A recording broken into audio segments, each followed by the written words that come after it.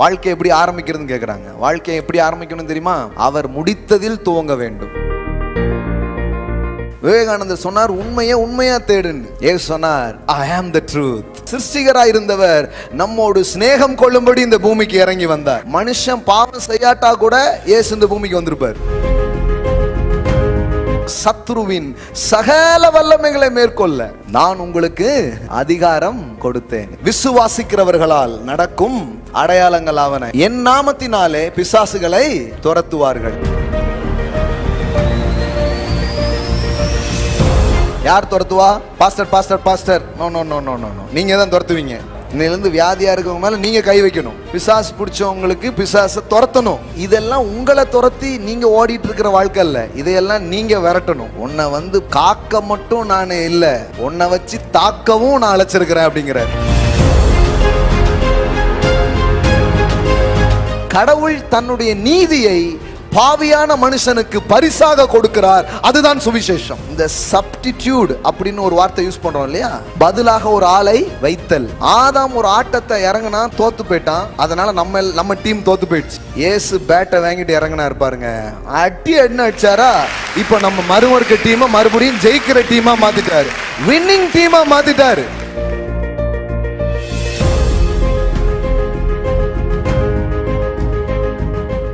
சண்டை போட்டது இயேசு, கப்பையும் பரிசையும் அனுபவிக்கிறது நாம. அவர் காண்குரர். You are more than a conqueror.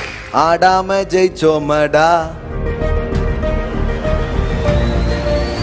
ரட்சிப்பு என்பது இலவசமான ஈவு. சில நேரத்தில் என்ன சொல்றாங்கன்னா, நீ அதை இழந்துருவ அப்படிங்காங்க. நான் சொல்றேன், இழக்க முடியாது. ஏன் தெரியுமா? நான் கிரியையினால் பெற்றால்தான் என் கிரியையினால் இழக்க முடியும். நான் கிருபையினால் பெற்றிருக்கிறபடியினால் என்னால் அதை இழக்கவே முடியாது.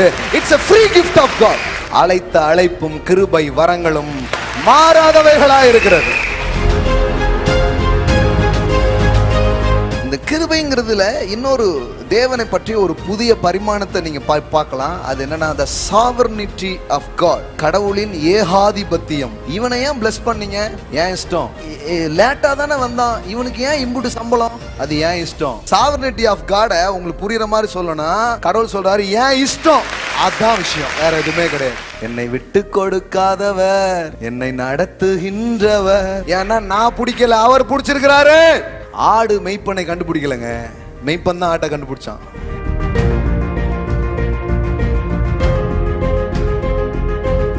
சத்துருவின் சகல வல்லமை. அப்ப சத்துருகிட்ட என்ன இருக்கு? அவங்கிட்ட வல்லமை இருக்கு, உனக்கு அதிகாரம். அப்ப சத்துருகிட்ட இருந்து கூட அதை புடுங்கல பாருங்களேன். உங்ககிட்ட இருந்து புடுங்கிடுவாருன்னு சொல்றாங்களே, கடவுள் பாருங்க பிசாசுக்கே நீதி உள்ளவரா இருக்கிறார். மோசே விசுவாசித்தான், மோசே விசுவாசித்தான்னு பைபிள்ல போட்டிருக்க நிறைய இடங்கள் போய் படிச்சு பார்த்தா, அந்த சம்பவங்கள் எல்லாமே இந்த நியாயப்பிரமாணம் கொடுக்கப்படுறதுக்கு முன்னாடி தான் அவனே விசுவாசித்திருக்கான். அதுக்கப்புறம் மோசே விசுவாசித்தான்னு ஒரு வசனம் கூட இல்ல. டேய், உங்களை கூட்டிட்டு போனே கடையில என்னையே போக விடாம பண்ணிட்டீங்களடா. அதைத்தான் ஏசு சொன்னார், நீங்களும் உள்ள போக மாட்டீங்க, போறவனையும் விட மாட்டீங்க. ஆனா நீ நல்லா பாரு, பாவிகளும் வேசிகளும் திருடர்களும் கொலைபாதகர்களும் உங்களுக்கு முன்னே தேவனுடைய ராஜ்யத்துக்குள்ள போயிட்டு இருக்காங்க.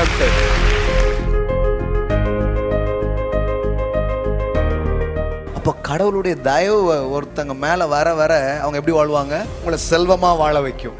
இதுக்கு ஒரு வீடியோ போடுவாங்க பாருங்க. பாருங்க பிரதர், பைபிள்ல கையில பைபிள் வைக்காம பணக்கட்டுகளை வைத்து பாலசேகர் பேசிக் கொண்டிருக்கிறார். போடுங்களா போடுங்களா போடுங்களா. நான் அதுக்காக எல்லாம் சொல்லுங்க, நீர் எல்லாமே செய்து முடித்தீர்.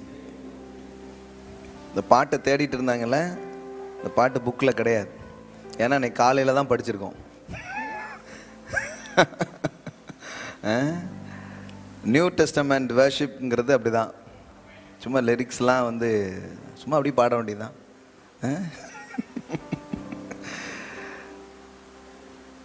அப்படியே டெவலப் பண்ணிட வேண்டியதானே சாங்கா. எல்லாம் சொல்லுங்க, எல்லாமே செய்து முடித்தி. ஆமாம், எனக்காக எல்லாத்தையும் நீங்கள் என்ன பண்ணிட்டீங்க? செஞ்சு முடிச்சிட்டீங்க. ஆமென். எல்லாம் சொல்லுங்க, நான் வாழ அவர் மரித்திருக்கிறார். Amen. Hallelujah. Remember that, remember that. நீங்கள் சுகமடைய அவர் காயப்பட்டிருக்கிறார். ஆமென். உங்க தலை நிமிரணுங்கிறதுக்காக நம்ம தலை அவர் தலையை தொங்க விட்டுருக்கிறார். ஆமென், ஹல்லேலூயா. தலை குனிந்தார், அவமானங்களை பட்டார். ஏன் தெரியுமா?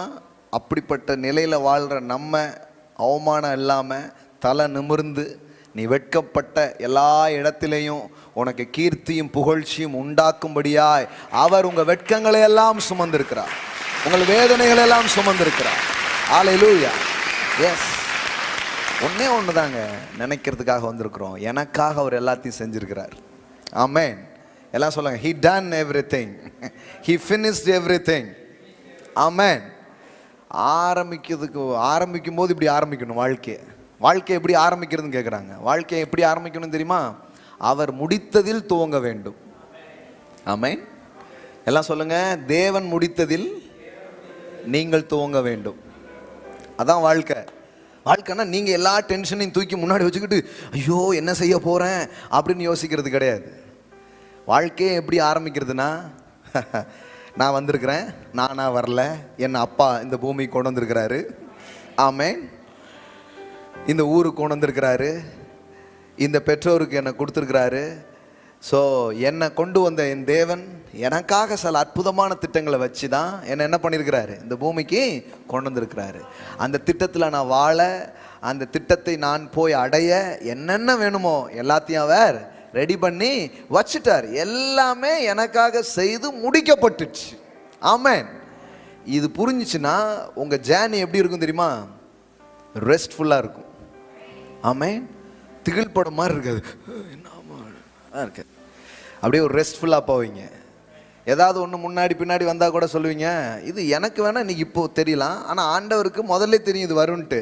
அதனால் அதுக்கு ஒரு பதிலை அவர் ஏற்கனவே ரெடி பண்ணி வச்சுருப்பார். Jehovah Jireh, Jehovah Jireh. Amen. Yes, he knows everything. உங்களுக்கு எல்லாம் தெரிஞ்சா நீங்கள் வாழலான்னு உலகம் சொல்லலாம். அதனால தான் அந்த உலகம் வந்து கெட் நாலேஜ் அப்படின்னு போயிட்டே இருக்காங்க. இவங்க படித்து முடிக்கிறதுக்குள்ளே பாஸ், அது ஓல்டு வெர்ஷன், நீங்கள் அப்டேட்டாக இல்லை அப்படின்றாங்க. டேய் திணற இப்போ தாண்டா படித்தேன், அதுக்குள்ளே அடுத்தால திருப்பி போய் உங்களுக்கு எல்லாம் தெரிகிறதுனால நீங்கள் சாதிக்க போகிறதில்ல. எல்லாம் தெரிந்த ஒருவரை உங்களுக்கு தெரிவதின் மூலம் வாழ்க்கை வெற்றியாக மாறுகிறது. ஆமென். எல்லாம் சொல்லுங்கள், எல்லாம் எனக்கு தெரியாது, ஆனால் எல்லாம் யாருக்கு தெரியுமோ அவர் எனக்கு தெரியும். He is my daddy. Amen. He is my daddy. Hallelujah. He knows everything. அவருக்கு எல்லாம் தெரியுங்க. வேதம் சொல்லுகிறது, ஆவியானவர் அந்த ஆழங்களை எல்லாம் அறிந்திருக்கிறார் அப்படின்னு இருக்குது. ஆமென். எல்லாம் அறிந்தவர். எல்லாம் சொல்லுங்க, எல்லாம் அறிந்தவர். ஸோ வாழ்க்கையை ஸ்ட்ரெஸ்ஃபுல்லாக ரொம்ப அழுத்தத்தோடு நீங்கள் வாழ்வது கடவுளுடைய திட்டமோ நோக்கமோ அல்ல. ரொம்ப ஃப்ரீயாக ரிலாக்ஸ்டாக ஹாப்பியாக நீங்கள் வாழ்கிறதுக்காக தான் இயேசு சிலுவையில் அழுத்தப்பட்டு மரித்தார். பக்கத்தில் பா சொல்லுங்க, நீங்கள் ஆனந்தமாய் வாழ அவர் அழுத்தப்பட்டு மரித்தார். ஆமென். பக்கத்தில் பா சொல்லுங்க, எதுவும் கோபமா? பக்கத்தில் பா சொல்லுங்க, நீங்கள் ஆனந்தமாய் வாழ இயேசு அழுத்தம் நிறைந்தவராய் மரித்தார். So be happy, don't worry. Amen. உலகம் சும்மா சொல்லுது பி ஹாப்பி டோன்ட் வரின்னு, பட் எப்படி பாஸ் அப்படிங்கிறாங்க. நம்ம எப்படிங்கிறத சொல்கிறோம். எப்படின்னா, இயேசு எனக்காக மரித்தார், என் துக்கங்களை அவர் ஏற்றுக்கொண்டார், எனக்கு சமாதானம் உண்டு பண்ணும் ஆக்கினை அவர் மேல் வந்தது, அதனால் நான் சமாதானமாக இருப்பேன். ஏன்னா நான் என் செயல்களினால் வரும் விளைவை அனுபவிக்கும்படி வரவில்லை, அவர் செயலினால் வரும் விளைவை அறுவடை செய்ய நான் வந்திருக்கிறேன். ஆமென். எத்தனை பேர் புரிஞ்சுன்னு தெரியல இன்னைக்கு காலையில்? உங்கள் செயலை நீங்கள் அறுக்க வரவில்லை, அவர் செயலை அறுவடையாக பெற்றுக்கொள்ள இந்த காலையில் அவர் உங்களை அழைத்து கொண்டு வந்திருக்கிறார். ஆமென். உங்க பாவ செயலின் வரும் விளைவுகளை எல்லாம் இயேசு சிலுவையில் அறுவடை செய்தார். You know, cross is the harvest for Christ, for our Savior. இயேசு கிறிஸ்து சிலுவையில் ஒரு அறுவடை எடுத்துக்கொண்டார். எந்த அறுவடை? நம்ம கிரியையினால் வந்த எல்லா நெகட்டிவையும் அவர் மேலே எடுத்துட்டார். பாவத்தின் சம்பளம் மரணம், அதை அவர் வாங்கிட்டார். உங்களுக்கு என்ன கொடுத்தார் தெரியுமா? தேவனுடைய கிருபை வரமோ லைஃப். டெத் அவர் எடுத்துட்டு லைஃப் உங்களுக்கு கொடுத்துட்டாருங்க. Amen. It's a free gift of God. It's a free gift of God. ஆமென். கிறிஸ்தவம் வந்து எங்கேயோ போயிடுச்சு. கிறிஸ்தவம் வந்து இப்போ எதில் இருக்கு தெரியுமா? இது ஒன் கைண்ட் ஆஃப் ரிலீஜனாக மாறிடுச்சு. But Christ is not a religion. Christ is a life giver. He is a life. அவர் சொல்ல, நான் கிறிஸ்தவங்கிற ஒரு மதத்தை உருவாக்க வந்தேன்னு சொல்லலை. டிக்ஷனரிலாம் நிறைய நேரம் தப்பாக தான் போடுறாங்க. கிரைஸ்ட்னு போட்டிங்கன்னா அந்த ஃபவுண்டர் ஆஃப் கிறிஸ்டியானிட்டின்னு போட்டுங்க. No no no no no. அவர் மதத்தை உருவாக்க வந்தவர் அல்ல, அவர் ரட்சகர். He is a savior of the world. He is a life giver. அவர் சொன்னார், I am the life, I am the truth, I am the way. இந்த உலகத்தில் வந்த எல்லா மகான்களும், இந்த உலகத்தில் வந்த எல்லா அவதார புருஷர்கள் என்று சொல்லப்பட்ட எல்லாரும் எது உண்மை, எது சத்தியம், எது வழின்னு தேடினாங்க. ஆனால் இயேசு மட்டும்தான் தேடலை. நீங்கள் தேடினது நான் தான் அப்படின்னு சொன்னார். I am the way, I am the truth, I am the life, I am. நீங்க தேடிட்டு இருக்கீங்களா? அது நான் தான் சொன்னார். விவேகானந்தர் சொன்னார், உண்மையை உண்மையா தேடுன்னு. ஏசு சொன்னார், I am the truth. ஆமென். அவர் வந்து எது உண்மை, சாமி எங்க இருக்குன்னு அவர் தேடல. அவர் சொன்னார், என்னை கண்டவன் பிதாவை கண்டான். ஆமென். I am the perfect image of the heavenly Father. Yes, என்ன பார்த்தியா? அப்போ அவரை பார்த்த. ஏன்னா அவர் மடியிலிருந்து தான் நான் வந்திருக்கிறேன். மரியின் மகனாக நான் பிறந்திருக்கலாம், ஆனால் மரியின் மகனாக நான் பிறப்பதற்கு முன்பாக அவர் மடியிலே நான் இருந்தவர். ஆமென். ஆதி முதலாய் இருந்தவர், அகிலத்தையும் சிருஷ்டித்தவர். அவர் தான் இந்த பூமிக்கு இயேசுவாக இறங்கி வந்தார். சிலருக்கு கொஞ்சம் அவ்வளோ புரியாது பாருங்க. அவங்க கேட்பாங்க, ஜீசஸ் கிரைஸ்ட் வந்து 2000 இயர் தான் ஆகுது, அப்போ இந்த உலகத்தை யார் படைச்சா? அவர் தாங்க படைச்சாரு. படைச்ச அவர் நம்ம கூட ஒரு பார்ட்டி பண்ணலான்னு வந்தார். அதான் விஷயம். ஆமென். வார்த்தையா இருந்தவர் மாம்சமானார். ஆமென். சிருஷ்டிகராக இருந்தவர் நம்மோடு சிநேகம் கொள்ளும்படி இந்த பூமிக்கு இறங்கி வந்தார். ஆமென். உங்களுக்கு தெரியுமா, மனுஷன் பாவம் செய்யாட்டா கூட இயேசு இந்த பூமிக்கு வந்திருப்பார். நம்ம வந்து ஃபால்ல இருந்து எல்லாத்தையும் படிக்கிறோம். நம்ம பைபிள் எப்படி படிக்கிறோம்னா, வீழ்ச்சியின் விளைவாக மீட்பு, இப்படி படிக்கிறோம். No no no no no. மனுஷன் ஒரு பாவமும் செய்யாமல் பர்ஃபெக்டாக அவன் வந்து சக்ஸஸ்ஃபுல்லாக இருந்தாலும் கிரைஸ்ட் வந்திருப்பார். ஏன்னா கிரைஸ்ட் வந்ததின் நோக்கம் வெறும் பாவத்தை மன்னிக்கல, அங்கே ஒரு ட்ரைவன் டான்ஸ் ஒன்று நடந்துட்டு இருக்குது. பிதா குமாரன் பரிசுத்தாவி என்கிற திரித்துவ தேவனுடைய நடனம் ஒன்று நடந்துட்டு இருக்குது. அந்த பாட்டுக்கு கூப்பிடுறதுக்கு கண்டிப்பாக வந்திருப்பார்.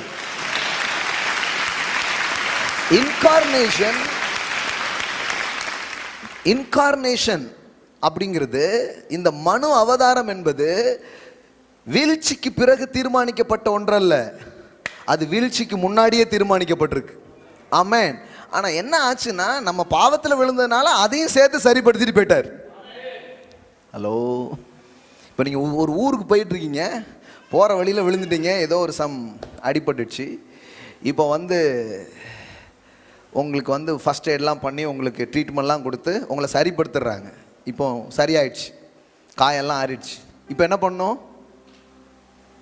விழுந்தேனே காயம் ஆறிச்சு, விழுந்தேனே காயம் ஆறிச்சுன்னு யோசிக்க மாட்டீங்க. ஆமாம், நம்ம எந்த ஊருக்கு வந்தோம் அப்படின்னு கிளம்புவீங்க. அது மாதிரி மீட்புங்கிறது என்னன்னா, நாம் ஒன்றை நோக்கி பயணித்து கொண்டிருக்கும் பொழுது வீழ்ச்சி நடந்து விட்டது. ஸோ கிறிஸ்து இந்த பூமிக்கு வந்து அந்த அவருடைய செயலின் மூலம் நம்முடைய வாழ்க்கை என்ன பண்ணார்? மீட்டார். ஆனால் ஜேர்னி எதை நோக்கி போயிட்டு இருக்குதுன்னா, அந்த ட்ரைவுன், அந்த பிதா குமாரன் பரிசுத்த ஆவியாக இருக்கிறார, இந்த திரியேக தேவனோடு கூட இணைந்து ஒரு பெரிய மகா உன்னதமான வாழ்க்கையில் இணைவதற்கு தான் இந்த பயணம் நடந்து கொண்டிருக்கிறது. ஆமென். அதனால் மீட்பு வந்து ஏதோ விழுந்ததுக்கு அப்புறம் கிறிஸ்துவினுடைய பிறப்புங்கிறது மனுஷனுடைய பாவத்தினால் வந்ததுன்னு என்ன பண்ணிடக்கூடாது, யோசிடக்கூடாது. அதுக்கு முன்னாடியே தீர்மானிக்கப்பட்டிருக்கிறது. ஆமென். இது கரெக்டாக புரிஞ்சுக்கோங்க. ட்ரினிட்டி பற்றி நாம் வந்து இந்த செவ்வாய்க்கிழமை மாலையில் போதித்தோம், சில வாரங்கள் போதித்தோம். நீங்கள் கேட்கலன்னா அதை பற்றி கேளுங்க. இல்லைங்க இதை பற்றி நான் நிறைய தெரிஞ்சுக்கணுன்னா நம்ம சர்ச்சில் ஒரு ஒண்டர்ஃபுல் புக்ஸ் இருக்குது, நீங்கள் வாங்கி படிங்க. ஃபஸ்ட்டு ஜெசுவடியான் சில்வெஸ்டர் அவர்கள் எழுதின ஒரு அற்புதமான புத்தகம் டிவைன் அடாப்ஷன், ஆங்கிலத்தில், தமிழில் வந்து புத்திர சுவிகாரம், தெய்வீக புத்திர சுவிகாரம். I recommend this book. அந்த புக்கை எடுத்து வாசிங்க. பல வெளிப்பாடுகளை நீங்கள் என்ன பண்ண ஆரம்பிப்பீங்க, பெற்றுக்கொள்ள ஆரம்பிப்பீங்க. கிறிஸ்தவ மக்கள் வந்து பார்த்திங்கன்னா ஒன்றும் பெருசாக கற்றுக்கொள்கிற ஒரு இதுக்குள்ளெல்லாம் அவங்கள நடத்தவே இல்லை. சும்மா சட்டத்திட்டங்கள் சொல்லி கொடுத்துருக்காங்க. ஒழுங்கா வந்தியா, ஒழுங்கா போனியா, அப்படி இப்படின்னே சொன்னாங்களே தவிர எந்த வெளிப்பாடும் உள்ள போகலை. அதனால தான் இம்புட்டு பாடு. எல்லாம் சொல்லுங்கள், வெளிப்பாடு இல்லை, அதான் இம்புட்டு பாடு. வெளிப்பாடு வந்துச்சுன்னா, உள்ள மட்டும் வெளிப்பாடு வந்துச்சுன்னா நம்முடைய வெளிப்பாடெல்லாம் மாறிடும். இப்போ வெளிப்பாடு இவ்வளவு இருக்குது காரணம் நமக்கு உள்ள வெளிப்பாடு வராதனால தான். வந்துச்சுன்னா வந்து பார் அப்படிம்பீங்க.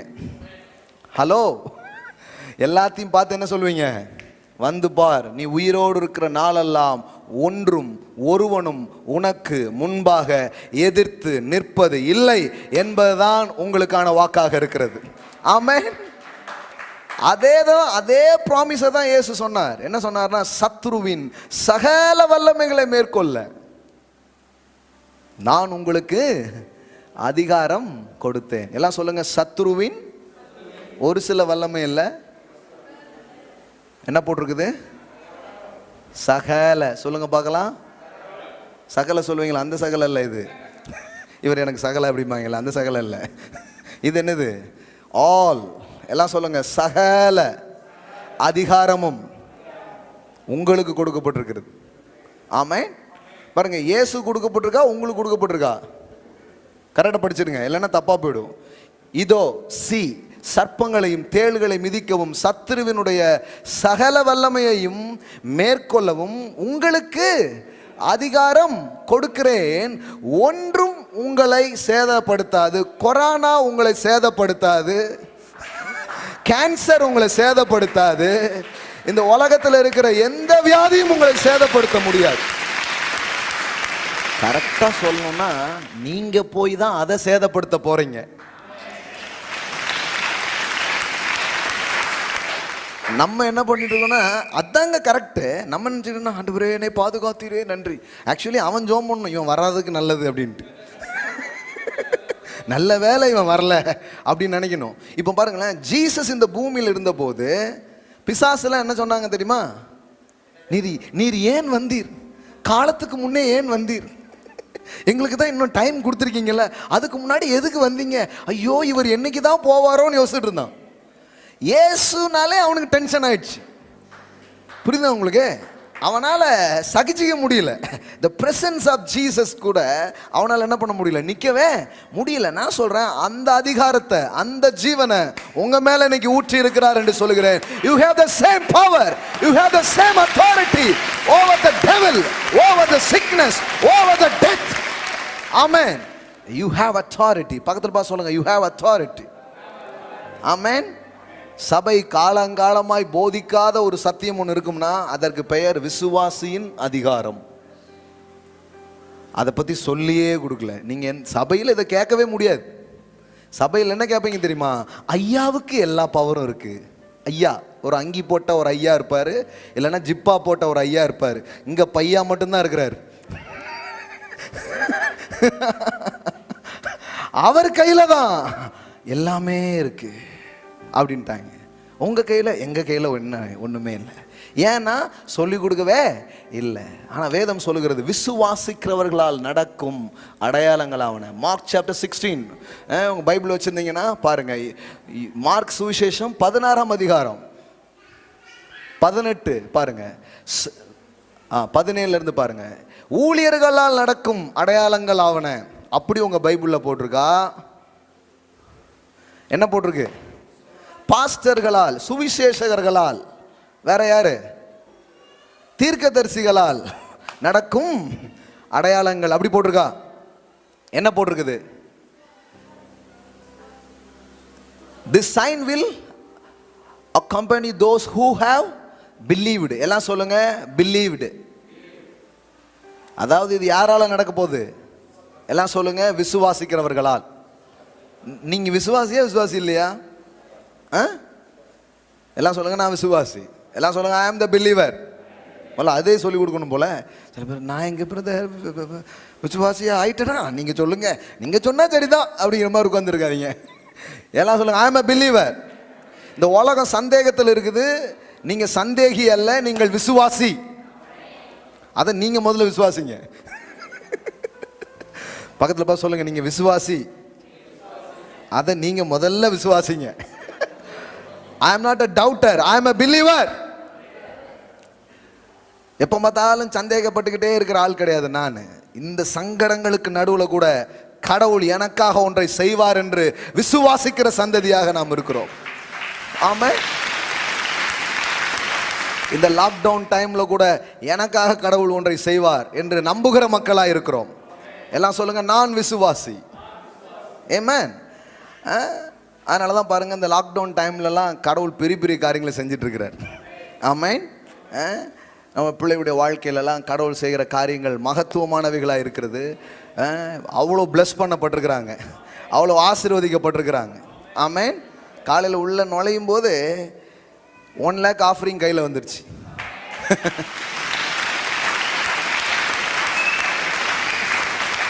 இப்போ சிலருக்கு ஹார்ட் பீட்லாம் அப்படி படப்படங்கும், ஆன்லைனில் ரொம்பவே படப்படங்கும். ஒன்றும் பதறாதீங்க. என்னன்னா வார்த்தையை கேட்குறோம், ஆசீர்வதிக்கப்படுறோம். இந்த லாக்டவுனில் என் பிஸ்னஸ்ஸு அவ்வளோ ஆசீர்வாதம், அதனால நன்றியாக இதை நான் ஆண்டவருக்காக கொடுக்குறேன் அப்படின்னு கொடுத்துருக்கேன். ஆமாம். எல்லாம் சொல்லுங்க, லாக்டவுன்லையும் லேக்கா அவங்க லேக் கொடுத்துருப்பாங்கன்னா கோடியே வந்திருக்கணும்ல. ஹல்லேலூயா. சும்மா ஏதோ பிரசங்கம் பண்ணிட்டு இருக்காங்கன்னு நினைக்காதீங்க. தேவனுடைய ராஜ்யம் பேச்சில் அல்ல, அது கட்டுகளால் நிரூபிக்கப்படுகிறது. பல சூட்கேஸ்களால், பல செக்குகளால் அது நிரூபிக்கப்படுகிறது. ஆமென்.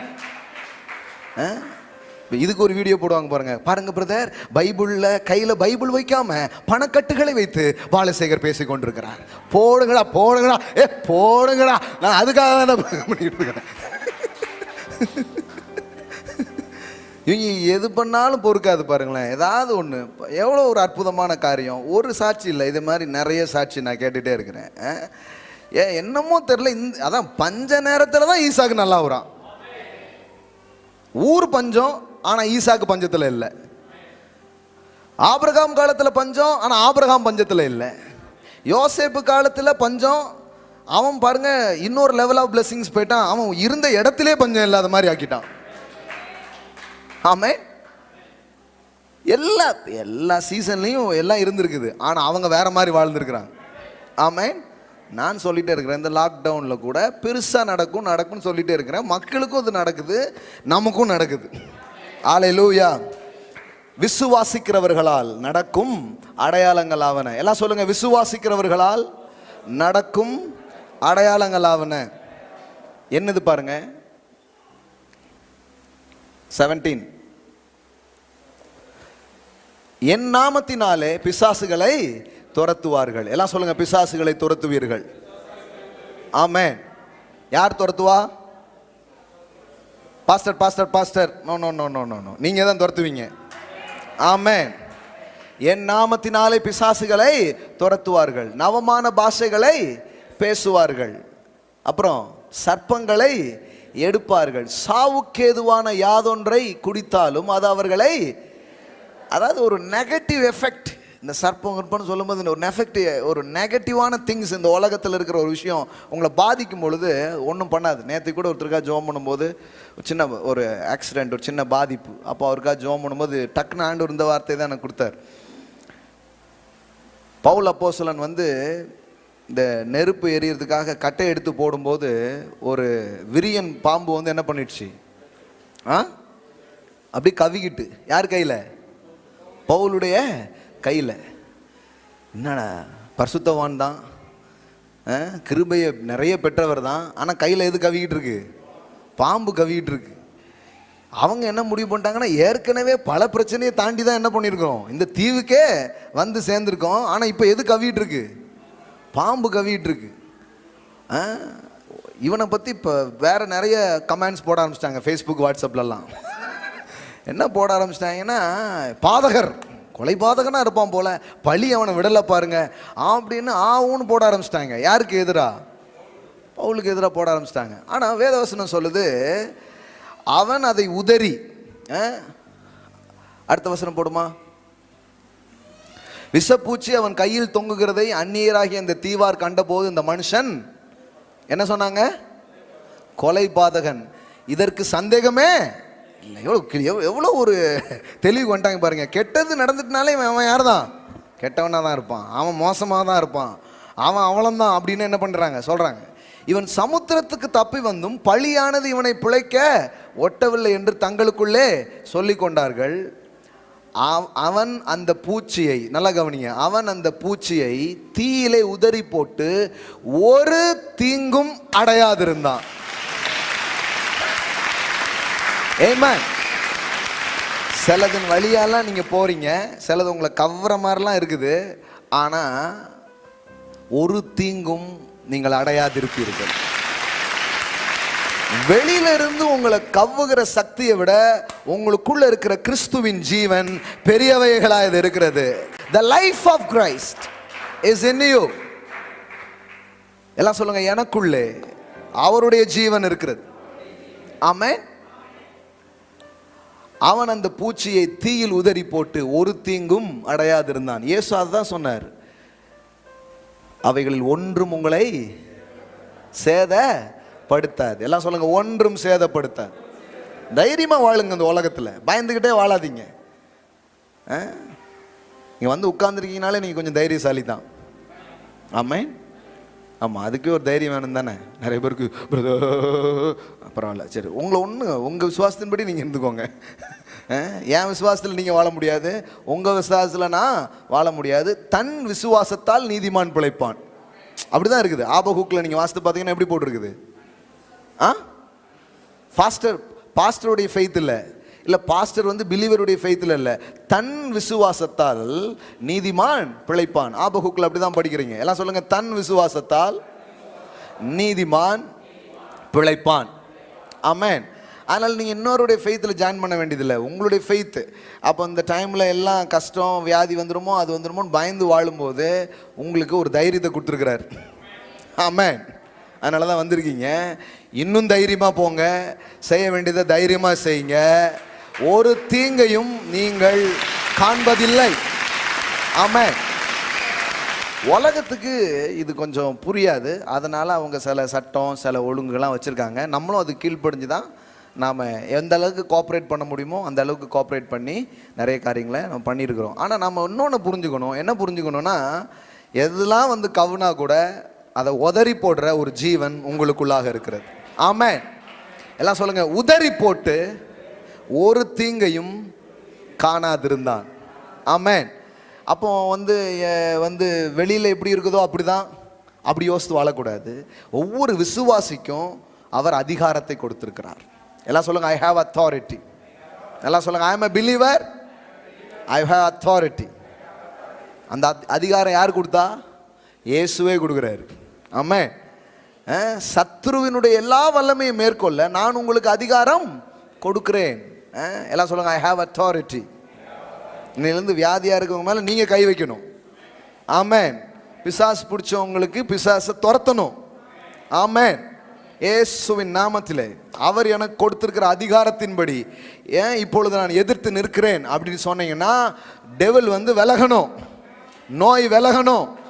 ஆமென். இதெல்லாம் உங்களை துரத்தி நீங்க ஓடிட்டு இருக்கிற வாழ்க்கை இல்லை, இதையெல்லாம் நீங்க விரட்டணும். ஆமென். ஹல்லேலூயா. அன்னைக்கு ஒரு அம்மா சொல்லுது, நான் கனவு பார்த்துட்டு இருந்தேன் பாஸ்டர், ஒரு பாம்பு என்னை விரட்டிக்கிட்டே வந்தது, இந்த பக்கம் ஒரு எருமா மாடு என்னை முட்டவே வந்தது, ஒட்டி வந்தேன், டக்குன்னு சர்ச்சு கேட்டு திறந்தது, ஏசப்பான்னு உள்ள குதிச்சுட்டேன், டப்புன்னு போயிடுச்சு அப்படிங்காங்க. நான் சொன்னேன், நீங்க என்னைக்கு எரும மாடை விரட்ட போறீங்க, நீங்க என்னைக்கு பாம்பை விரட்ட போறீங்க? நிறைய பேர் உள்ள ஓடி வந்தானே அப்பா இதுலயே இருக்கிறாங்க பாருங்க ரொம்ப நாள். கடவுள் சொல்றாரு, உன்னை வந்து காக்க மட்டும் நான் இல்லை, உன்னை வச்சு தாக்கவும் நான் அழைச்சிருக்கிறேன் அப்படிங்கிறார். ஆமென். காத்தாலே பெரிய விஷயம், என்னை காக்கிறார் அப்படின்னு மக்கள் வாழ்றாங்க. நான் சொல்றேன், கடவுள் உங்களை வச்சு தாக்குவார். ஆமென். வால வயதின் குமாரர்கள் பலவான் கையில் இருக்கிற அம்புகளுக்கு ஒப்பா இருக்கிறார்கள் அப்படின்னு இருக்குது. நீங்க எல்லாம் கடவுளுடைய அம்புகள். ஆமென். அண்ணனின் விழுதுகள்ங்கிற மாதிரி நீங்க ஆண்டவரின் அம்புகள். எல்லாம் சொல்லுங்க, அம்புகள். அப்படியே உங்க ஒவ்வொருத்தரையும் வச்சு ஒரு டார்கெட்டை கடவுள் முடிக்க போறார். சில இதை அவர் இந்த உலகத்துல நடத்தி காட்ட போகிறார். ஆமென். சிலர்லாம் போற இடத்துல வியாதியே இருக்காது, சிலர் போற இடத்துல தரித்திரமே இருக்காது, சிலர் போற இடத்துல பலகீனமே இருக்காது, சிலர் போற இடத்துல இருள் இருக்காது, சிலர் போற இடத்துல சாபம் இருக்காது, சிலர் போற இடத்துல துக்கம் இருக்காது, சிலர் போற இடத்துல மரணமே இருக்காது. அந்த அளவுக்கு தேவனுடைய கரத்தாலே நீங்கள் எடுத்து பயன்படுத்தப்படுவீர்கள். நீங்கள் தேவனுடைய அம்புகளாக இருக்கிறீர்கள். ஆமென். ஹல்லேலூயா. இதெல்லாம் சொல்லி தராததுனால விசுவாசி இப்ப எப்படி இருக்கிறாங்க? ஐயோ, யாராவது எனக்கு ஏதாவது செஞ்சா நல்லா இருக்குமே அப்படி வாழ்ந்துட்டாங்க. அப்படி இல்லை. லே ஹேண்ட்ஸ், நீ கைய வை. எல்லாம் சொல்லுங்க, என் கையில கடவுள் ஒரு அதிகாரத்தை கொடுத்திருக்கிறார். ஆமென். இது இது கிறிஸ்துவுக்குள்ளாக உங்களுக்கு இருக்கிற ஒரு நிலை என்பதை நீங்கள் புரிந்து கொள்ள வேண்டும். கிறிஸ்துவுக்குள்ள நீங்க ஒன்றும் பரிதாபமா இல்லை, கிறிஸ்துவுக்குள்ள நீங்க அதிகாரமா இருக்கிறீங்க. ஆமென். உன்னதங்களிலே அவரோடு கூட அவர் உங்களை உட்கார வச்சிருக்கிறார். ஆமென். You are seated with Christ. Amen. In the heavenly realm. நிறைய பேர் கேட்குறாங்க, நான் பரலோகத்துக்கு போகணும் பிரதர் அப்படிங்காங்க. சிஸ்டர், நீங்க ஆல்ரெடி அங்கே தான் உட்காந்துருக்கீங்க, அது உங்களுக்கு தெரியுமா?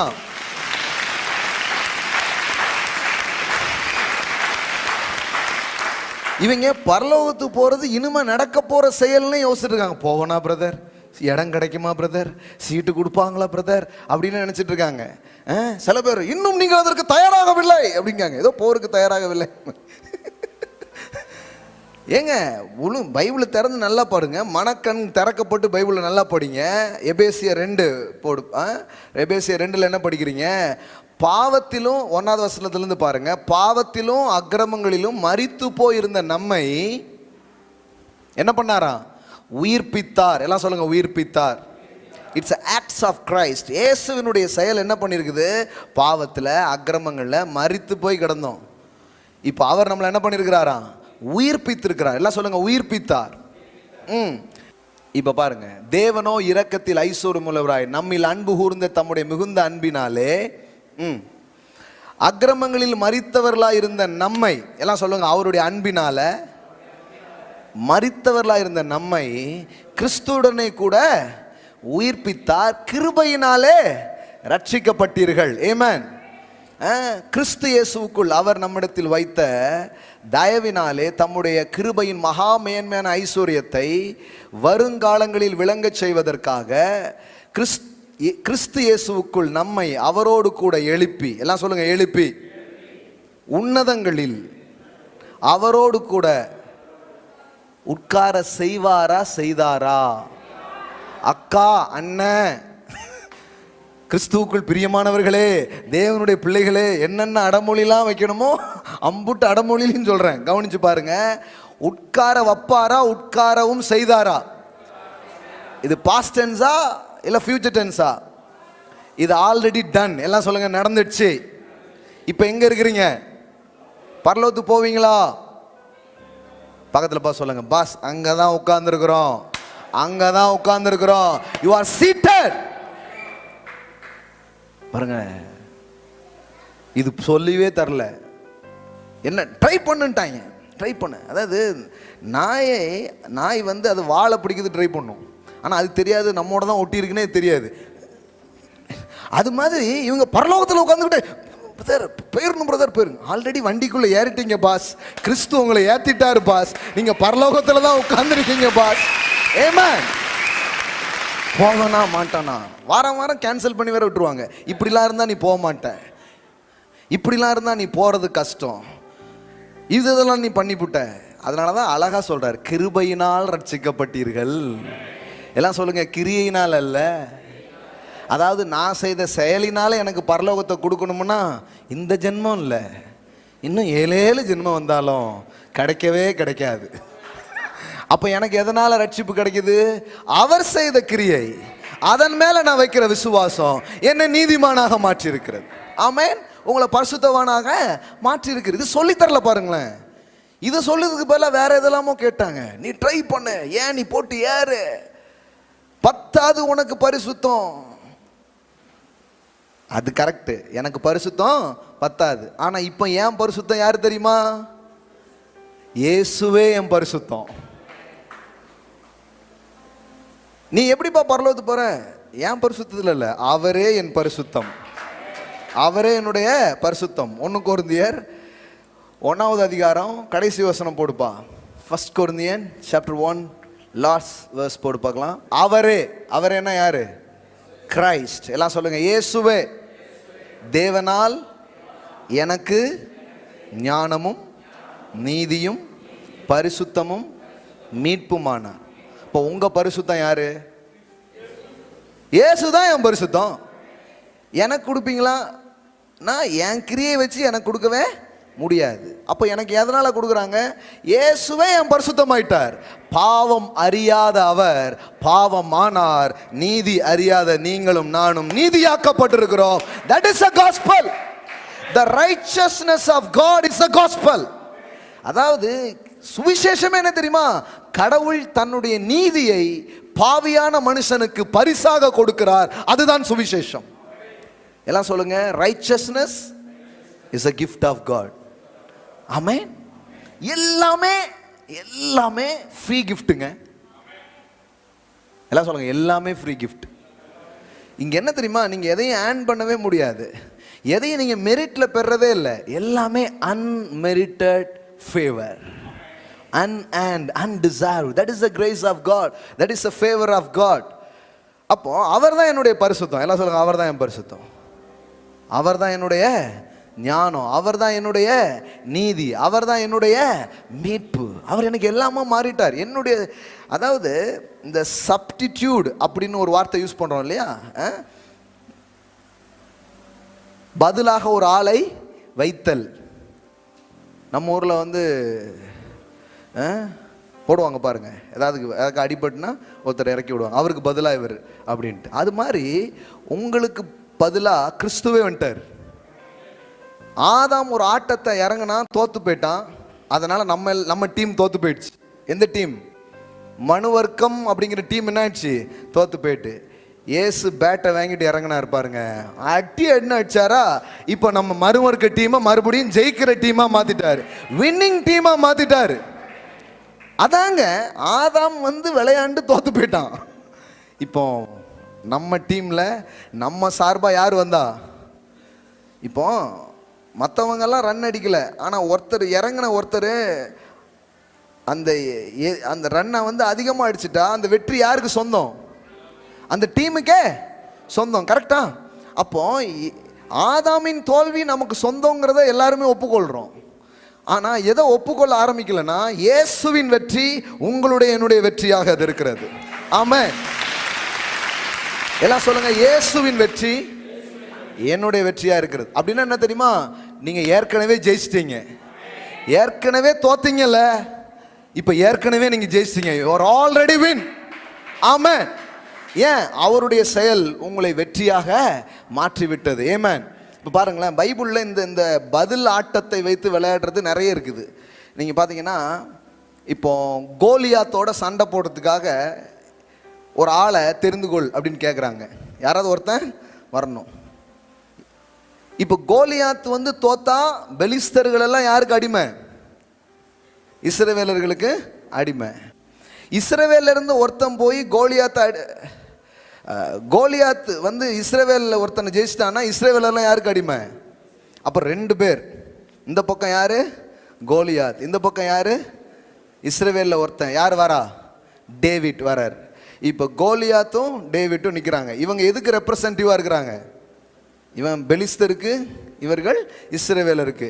இப்போ இவன் ஜெயிச்சா, இப்போ கோலியாத் ஜெயிச்சா யார் ஜெயிச்ச மாதிரி? தாவீது ஜெயிச்சா இஸ்ரவேல் ஜெயிச்ச மாதிரி. இப்ப தாவீது அந்த இடத்துல வெற்றி பெறான், கோலியாத் என்ன பண்றான்? ஜெயிச்சிடறான். இப்ப தாவீதுனுடைய வெற்றி முழு இஸ்ரவேலின் வெற்றியாக மாறுகிறது. அது மாதிரி தான் ஆதாம் தோற்று போனா இயேசு சிலுவையில் மீண்டும் நமது சார்பாக நின்று வெற்றி பெற்றார். இயேசுவினுடைய வெற்றி உங்களுடைய என்னுடைய வெற்றியாக மாற்றப்பட்டிருக்கிறது. அதனால தான் பவுல் அப்போஸ்தலன் வந்து நம்மளை எப்படி அழைக்கலான்னு தெரியல. வெற்றியாளர்கள் நம்மளை அழைக்க முடியல பவுலால. ஏன்னா அதுக்கு மேலே நம்ம. அதனால ஒரு வார்த்தையை கண்டுபிடிச்சி பவுல் எழுத வேண்டியதாயிடுச்சு. என்ன தெரியுமா? அதில் போட்டிருக்குது, நீங்கள் முற்றும் ஜெயம் கொள்கிறவர்கள் அப்படின்னு தமிழில் போட்டிருக்குது.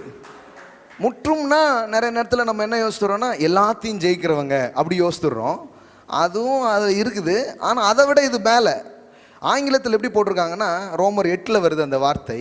ரோமர் 8ஆம் அதிகாரம் கடைசி பேசேஜில் பார்த்தீங்கன்னா அந்த வார்த்தை வருது. என்ன யூஸ் பண்ணியிருக்கிறாங்க?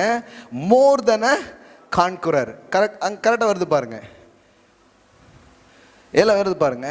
We are more than a conqueror. எல்லாம் சொல்லுங்க, மோர் தென் அ கான்குரர். அப்படின்னா என்னங்க? அதாவது கான்குரர்னா என்ன? ஜெயிக்கிறவன். கான்குரர்னா என்ன? ஜெயிக்கிறவன். ஒரு இடத்துல போய் சண்டையிட்டோ போட்டியிட்டோ என்ன பண்றாரு? வெற்றி பெறுகிறவர். அவர் தான் கான்குரர். ஆனா இந்த இடத்துல என்ன போட்டிருக்குது? மோர் தென். எல்லாம் சொல்லுங்க, மோர் தென் கான்குரர். அப்படின்னா என்ன? வெற்றி பெற்றவர்களை விட நீங்கள் மேலானவர்கள். அப்படின்னா என்னங்க? அப்படின்னா என்னன்னா சண்டை போட்டது இயேசு, கப்பையும் பரிசையும் அனுபவிக்கிறது நாம. அதான் மோர் தென் அ கான்குரர். இதை புரிய வைக்கிறதுக்காக ரொம்ப பெஸ்ட் எக்ஸாம்பிள் டெரி மைஸ் என்கிற ஒரு தேவனுடைய மனிதர் வந்து ஒரு பெஸ்ட் எக்ஸாம்பிள் சொல்கிறாரு. அவர் சொல்கிறாரு, இந்த மோர் தென் அ கான்குரர்னா என்ன தெரியுமா? ஒரு குத்து சண்டை வீரன் எத்தனையோ வருஷமாக ப்ராக்டிஸ் பண்ணி அவன் போய் என்ன பண்ணுறான்? ஃபைட் பண்ணுறான். சில காயங்கள் அவன் மேலே படுது. இருந்தாலும் அவன் அடித்து வின் பண்ணி செக்கையும் பரிசையும் வாங்கிட்டு என்ன பண்ணுறான்? பரிசு தொகையோட வீட்டுக்கு வர்றான். மனைவி கதவை திறந்து டார்லிங் வெல்கம் அப்படின்னு சொல்லிட்டு ஒரு முத்தம் கொடுத்துட்டு செக்கையும் கோப்பையும் பணத்தையும் எடுத்துகிட்டு போயிடுறாங்க. இந்த ஆள் கான்குரர், இந்த அம்மா மோர் தென் அ கான்குரர்.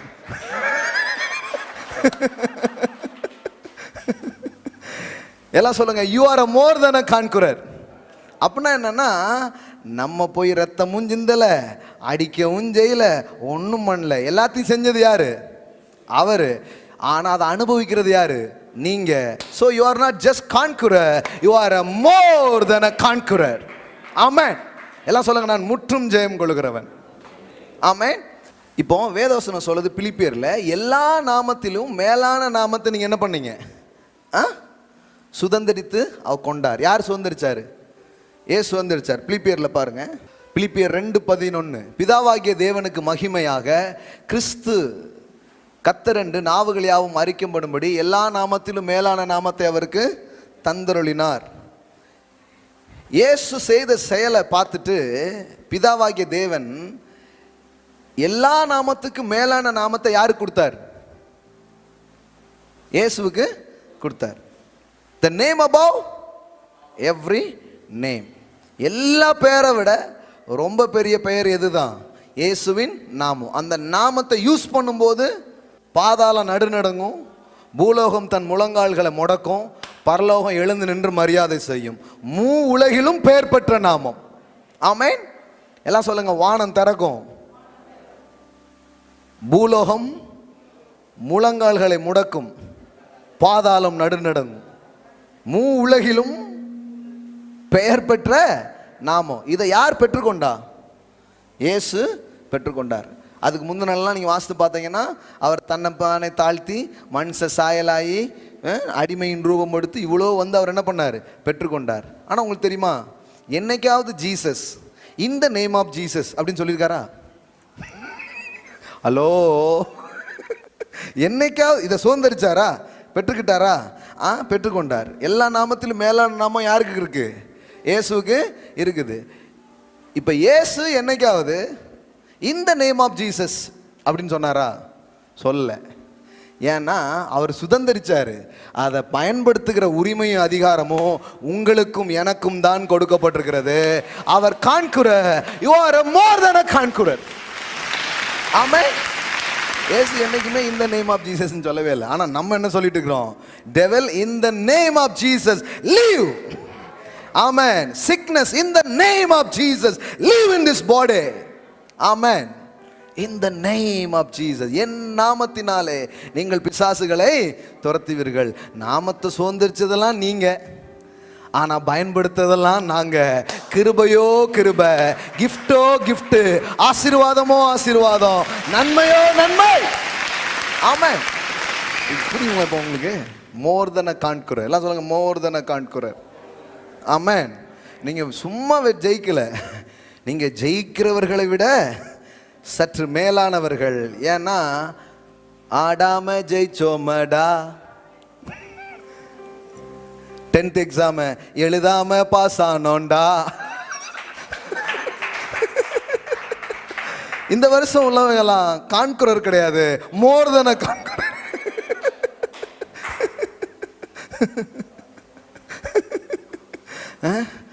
ஆடவே இல்லை, ஆனா ஜெயிச்சிட்டீங்க. That is a grace of God. That is a gift of God. Amen. எல்லாம் சொல்லுங்க, ஆடாம ஜெயிச்சோம்.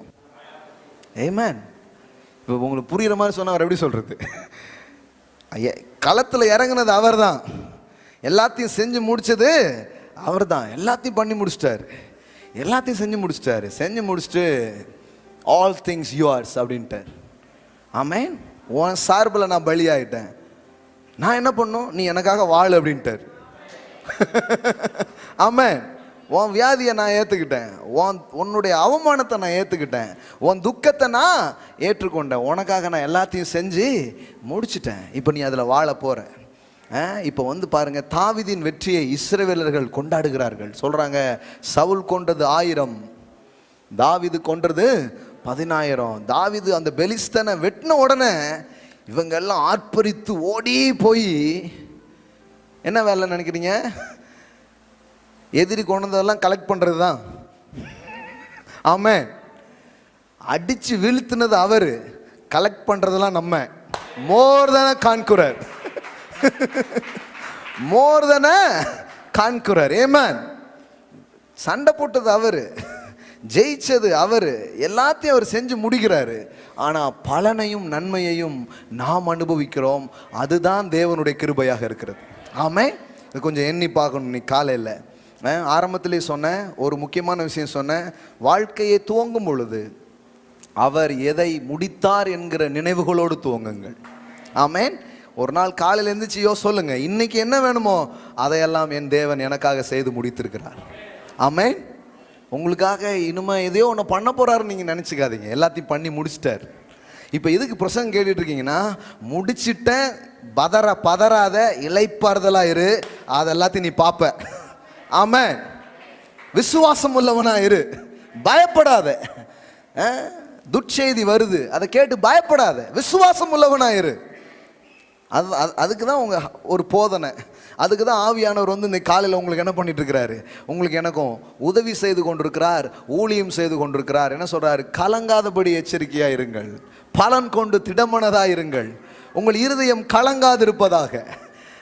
அவர் நம்மளை ஊக்கப்படுத்துகிறார். நம் இருதயம் தோண்டு போக வேண்டாம் அப்படின்னு சொல்றார். ஏன்னா எல்லாத்தையுமே செஞ்சு முடிச்சிருக்கிறேன். ஆமென். எல்லாம் சொல்லுங்க, எல்லாமே செய்து முடித்திருக்கிறார். எனக்காக எல்லாம் முடிக்கப்பட்டிருக்கிறது. முடிக்கப்பட்டதில் நான் துவங்க போகிறேன். ஆமென். சபை இந்த சத்தியத்தில் அப்படியே ஊறணும். அதனால தான் நான் மீண்டும் இந்த ஆகஸ்ட் மாதத்திலிருந்து மீண்டும் 1ஆம் தேதியிலிருந்து என்ன பேச ஆரம்பித்தேன், இந்த கிருபையை பற்றி நிறைய பேச ஆரம்பித்தேன். நிறைய டெஸ்டமனிஸ்லாம் வந்துட்டு இருக்குது, நிறைய சாட்சிகள்லாம் வந்துட்டே இருக்குது. இவ்வளோ நாள் கிருபை பற்றி இல்லாத வெளிப்பாடுகளை மக்கள் பெற்றுக்கொள்கிறார்கள். கிருபையினால தான் சுதந்திரிக்க முடியுங்கிற அறிவு இப்போ இன்னும் ஆழமாக என்ன பண்ணுது, உள்ள வருது. ஏன்னா நம்ம ஆட்களுடைய பிரசங்கத்தை நீங்கள் கவனித்து பார்த்தீங்கன்னா, இயேசு தேவையில்லையோங்கிற மாதிரி இருக்கும் சில பிரசங்கம். இந்த பிரசங்கத்தை நீங்கள் கவனிச்சிங்கன்னா அதில் யாரே இருக்க மாட்டா, இயேசுவை நீங்கள் தேடியும் காணாதிருப்பீர்கள், அந்த மாதிரி ஆகிடும். ஆமாம், இதில் இயேசு எங்கே இருக்கிறார் நீங்கள் பாருங்கள், சுத்தமாக இருக்காது. ஏன்னா எல்லாமே தான் இருக்கும். யூ ஷேல் நாட், நீ இதை செய், நீ இதை செய்யாதே, நீ இதை செஞ்சா கடவுள் இப்படி செய்வார், நீ இதை செய்யவில்லை என்றால் அவர் உனக்கு இப்படி செய்ய மாட்டார். அப்போ ஃபுல்லாக எதை தான் பேசிட்டு இருக்கிறாங்க? கிரியையை, அந்த ஓல் கவர்னன்ட் தாட்டை தான் என்ன பண்ணிட்டு இருக்காங்க, பேசிட்டு இருக்காங்க. நான் சொல்றேன், கடவுள் உங்கள் கிரியையை கணக்கில் கொள்ளுகிற அந்த பழைய கணக்கு முடிந்து விட்டது. சிலுவையிலே கணக்கை தீர்த்து விட்டா, இப்பொழுது அவர் செய்ததை அனுபவிக்க உங்களை அழைத்திருக்கிறார். That is a gift of God. That is a grace of God. ஆமென். எல்லாம் சொல்லுங்க, தேவனுடைய இலவச ஈவு.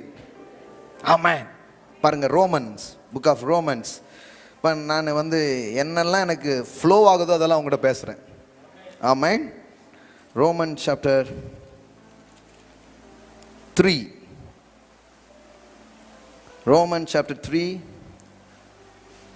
23-24. ரோமர்கள் நிருபம் 3ஆம் அதிகாரம் 23-24. எல்லோரும் பாவம் செய்து. எல்லாம் சொல்லுங்க, உங்களுக்கு ஒரு உண்மை தெரியுமா? எல்லாருமே என்ன பண்ணியிருக்காங்க? எனக்கு ஒரு உண்மை தெரிஞ்சாகணும். எல்லோரும் இல்லையே நான் ரொம்ப கரெக்டா அப்படின்னு யாராவது சொன்னான்னா, தம்பி இந்த நியாயப்பிரமாணத்தில் போய் ஒரு ஸ்கேன் எடுத்துட்டு வா அப்படின்னு ஸ்கேன் சென்டர் அனுப்பி விட்டுருவாங்க. அதுக்கு தான் நியாயப்பிரமாணமே. புரியுதா உங்களுக்கு? ஐ எம் ஓகே, நான் ரொம்ப கரெக்டு அப்படியா, இதில் கொஞ்சம் ஏறி நின்று அப்படின்னா சொல்லி முடிஞ்சிட்டோம். அதுக்கு தான் பிரமாணத்தை கொடுத்தார். பிரமாணம் கொடுக்கப்பட்டதே கடைப்பிடிக்க கிடையாது, கடைப்பிடிக்க முடியாதுன்னு காட்டுறதுக்கு. இது தெரியாமல் ரொம்ப பேர் பல வருஷமாக ட்ரை பண்ணிட்டு இருக்காங்க. எங்க தெர்மாமீட்டரை சாப்பிட்டு யாராவது சோமாக முடியுமா? தெர்மாமீட்டரை வாயில வச்சது காரணம் காய்ச்சல் எவ்வளோங்கிறதுக்காக, கட்டப்புட்டாட்டு கடிச்சு திங்கிறது கிடையாது. சிலர்லாம் தெர்மாமீட்டரை சாப்பிட்டாங்க. பிரமாணம் கொடுத்தாருன்னா, பிரமாணம் கொடுத்ததுக்கு என்னன்னா, you have some problem, you need Christ. உனக்குள்ள ஒரு பலகீனம் இருக்குதுப்பா, பாவம் என்கிற ஒரு சக்திக்குள்ள நீ அடிமைப்பட்டு கிடக்கிற. உன்னால் அது உன்னுடைய சுய சக்தினால உன்னால் அதுலேருந்து வெளியில் வர முடியாது. உனக்கு யார் தேவை? ஒரு ரட்சகர் தேவைன்னு புரிய வைக்கிறதுக்கு தான் நியாயப்பிரமாணம் கொடுத்தார், கடைபிடிக்க கிடையாது. எல்லாம் சொல்லுவாங்க, நியாயப்பிரமாணம் கடைபிடிக்க அல்ல, கடைபிடிக்க முடியாதுங்கிறத காட்டி கொடுப்பதற்கு. ஆமென். ஸோ மிரர் இப்போ உங்கள் வீட்டில் கண்ணாடி இருக்குது. இந்த கண்ணாடி என்ன பண்ணும்? உங்கள் முகத்தை எப்படி இருக்கோ அப்படியே காட்டும். ஏதாவது பிம்பிள்ஸ் இருந்தால் காட்டும், ஏதாவது குழி இருந்தால் காட்டும், எல்லாம் காட்டும். உள்ளதை உள்ளபடியே காட்டும் மாய கண்ணாடியே. அது மாதிரி அது காட்டும். நீங்கள் உடனே ஏய் என் முகம் இவ்வளோ அசிங்கமாக நீ காட்டுறியா அப்படின்னு கண்ணாடி பட்டாருன்னு குத்திடக்கூடாது. அது இருக்கிறத காட்டும் பாஸ். ஏதாவது பிரச்சனைனா அந்த கண்ணாடி என்ன பண்ண முடியாது, சரியாக்கவே முடியாது. நீங்கள் கண்ணாடியில் பார்த்துட்டு சீப்பை வச்சு வேணால் என்ன பண்ணலாம், சரிப்படலாம். இல்லை ஏதோ க்ரீமை போடுவீங்க, ஏதோ ஒன்று பண்ணுவீங்க சரிப்படுத்துறதுக்கு, இல்லையா? அது மாதிரி தான் நியாயப்பிரமாணம். அதனால் வேதவசனம் சொல்லுது, எல்லோரும் பாவம் செய்து தேவ மகிமை அற்றவர்கள் ஆகி. எல்லாருமே ஒரே கிரவுண்டில் தான் பைபிள் என்ன பண்ணுது, நிறுத்துது. இது புரிஞ்சுக்கோ, இங்கே தான் எல்லாரும் நிற்கிறீங்க. ஆனால் நம்ம என்ன பண்ணிட்டோம்னா, நீ பாவிங்கிறத மட்டுமே உலகத்துக்கு சொல்லியிருக்கோம். அதான் பிரச்சனை. அதனால தான் அவன் ரொம்ப டென்ஷன் ஆகிறான். என் மனைவியும் அப்படி தான் சொல்லிகிட்டு இருக்கா, என் வீட்டுக்காரர் என்ன அப்படி தான் சொல்கிறாரு, எங்கே போனாலும் நீ பாவி, நீ சரியில்லைங்கிற சத்தத்தை தான் என்ன பண்ணிட்டு இருக்கேன், கேட்டுக்கிட்டே இருக்கேன். ஆண்டவரும் என்கிட்ட ஓ பாவி ஓ பாவின்னே சொல்கிறாரா அப்படிங்கிறனாலும் டென்ஷன் ஆகிட்டாங்க. நல்லா தெரிஞ்சுக்கோங்க, அதை மட்டும் சொல்லலை. நீ பாவி என்று பிரசங்கிப்பதற்கு பெயர் சுவிசேஷமே அல்ல. பாவம் செய்கிற நீ நரகத்துக்கு போவாய், அது சுவிசேஷமே கிடையாது. சுவிசேஷங்கிறது என்ன? கரெக்டாக கவனிங்க. அடுத்த வசனம் சொல்லுது பாருங்க, அற்றவர்களாகி இலவசமாய், எல்லாம் சொல்லுங்க, இலவசமாய் அவருடைய கிருபையினாலே கிறிஸ்து இயேசுவில் உள்ள மீட்பை கொண்டு நீதிமான்களாக்கப்படுகிறார்கள். எல்லாம் சொல்லுங்க, இலவசமாய். எல்லா பாவம் செஞ்சோம், கடவுளுடைய மகிமை அற்றவர்களானோம். ஆனால் கடவுளுடைய வார்த்தை சொல்லுது, கடவுளுடைய ஃப்ரீ கிஃப்ட், தேவனுடைய இலவசமான ஈவு என்ன பண்ணுதுன்னா, இந்த பாவியை வாழ வைக்கும்படியாய் கடவுள் ஒரு செயலை செய்கிறாரு. அதுதான் சுவிசேஷமாக இருக்கிறது. ஆமென். எல்லாம் சொல்லுங்க, ஃப்ரீ கிஃப்ட். நல்லா சொல்லுங்க, ஃப்ரீ கிஃப்ட். எல்லாம் சொல்லுங்க, இலவசமாய் அவருடைய கிருபையினாலே கிறிஸ்து இயேசுவில் உள்ள மீட்பை கொண்டு நீதிமான்களாக்கப்படுகிறார்கள். எல்லாம் சொல்லுங்க, நான் நீதிமான். எதனால? என்னுடைய செயல்களால் அல்ல. ஆனால் காலங்காலமாக சபைக்கு போன கிறிஸ்தவங்க எதை கேட்டிருக்காங்க? எப்படியாவது நீதிமானாக ட்ரை பண்ணுங்க ப்ரோ. நானும் ஒரு 40 வருஷமாக ட்ரை பண்ணிட்டு இருக்கேன். நீங்களும் என்ன பண்ணுங்க, ட்ரை பண்ணுங்க. இதே தான் சொல்லிகிட்டே இருக்கிறாங்க. அப்போ ட்ரை பண்ணி எப்படியாவது கிரியையினால் நீங்கள் நீதிமான் ஆயிடலாம், இதுக்குள்ளே தான் மக்கள் நடத்தப்பட்டாங்களே தவிர அப்படி ஆக முடியாது. தேவன் அதனால தான் யாரையே அனுப்பினார்? இயேசுவையே அனுப்பினார். அவர் செய்த செயலின் மேலே நான் வைக்கிற விசுவாசம் என்னை நீதிமானாக மாற்றுது. ஆமென். அதாவது Abraham is not a doer, he is a believer. அவன் ஏதோ ஒன்று செஞ்சதுனால இல்லை, அவன் விசுவாசத்தினால நீதிமானானான். ஆமென். விசுவாசியா ஆனதுக்கு அப்புறம் நீங்க சில நல்ல விஷயம்லாம் செய்வீங்க, அது வேற. நீங்க நல்ல விஷயம் செஞ்சதுனால நீங்க ரட்சிக்கப்படல, நீங்க ரட்சிக்கப்பட்டதுனால நல்ல விஷயம் செய்றீங்க. விளங்குச்சா? எல்லாம் சொல்லுங்க, நான் நற்கிரியைகளினால் ரட்சிப்பை பெறவில்லை. ரட்சிப்பு என்பது இலவசமான ஈவு. எல்லாம் சொல்லுங்க, ஃப்ரீ கிஃப்ட்.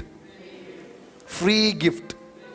நீங்க எதையுமே செய்யாம கடவுள் இந்த ரட்சிப்பை இலவசமாய் கொடுத்திருக்கிறார். இது நம்புறீங்களா? உங்க ஆவியில இதை நீங்க பிலீவ் பண்ணுவீங்கன்னா எப்பவுமே ஒரு பீஸ் உங்க மனசை ஆண்டுகிட்டே இருக்கும், ஒரு சமாதானம் உங்களை ஆண்டுகிட்டே இருக்கும். சில நேரத்தில் என்ன சொல்றாங்கன்னா, நீ அதை இழந்துருவ அப்படிங்காங்க. நான் சொல்றேன், இழக்க முடியாது. ஏன் தெரியுமா? நான் கிரியையினால் பெற்றால்தான் என் கிரியையினால் இழக்க முடியும். நான் கிருபையினால் பெற்றிருக்கிறபடியினால் என்னால் அதை இழக்கவே முடியாது. It's a free gift of God. You cannot lose your salvation. உங்க ரட்சிப்பை நீங்க இழக்க முடியாது. பக்கத்துல போய் சொல்லுங்க, ரட்சிப்பை இழக்க முடியாது. இதெல்லாம் கொஞ்சம் அதிரடி ஸ்டேட்மெண்ட். கண்டிப்பா 2-3 வீடியோவாது கன்ஃபார்ம்.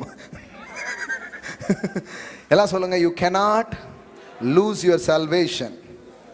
நமக்கு என்ன, நமக்கு இப்போ பாருங்களேன், ரட்சிப்பின் நிச்சயம் கூட இல்லை தெரியுமா உங்களுக்கு? சர்ச்சில் போய் கேட்டு பாருங்க, ரட்சிக்கப்பட்டீங்க கண்டிப்பாக உறுதியாக சொல்லுங்க.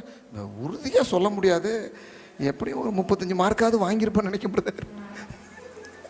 Hello, is absolutely free gift of God. நீங்க எதுவுமே செய்யாம கடவுள் இலவசமாய் உங்களுக்கு ஒன்றை தருகிறார். அதுக்கு பேர் தான் சால்வேஷன். எல்லாம் சொல்லுங்க, நான் எதுவுமே பண்ணல. அப்ப எதுவுமே பண்ணாம நீங்க அதை பெற்றுக்கிறதுனால இப்ப ஏதாவது ஒன்று பண்றதுனால அதை லூஸ் பண்ண போறதும் இல்லை. எல்லாம் சொல்லுங்க, கிரியையினாலையும் பெறல, கிரியையினாலையும் இழக்க போறதும் இல்லை. ஆமே. பக்கத்தை சொல்லுங்க, சந்தோஷமா இருங்க. ரட்சிப்புங்கிறது ஒரு இலவசமான ஈவு. நீங்க அதை இழக்கவே மாட்டீங்க. கொடுத்தது தான். அழைத்த அழைப்பும் கிருபை வரங்களும் மாறாதவைகளா இருக்கிறது. Salvation is an eternal gift of God.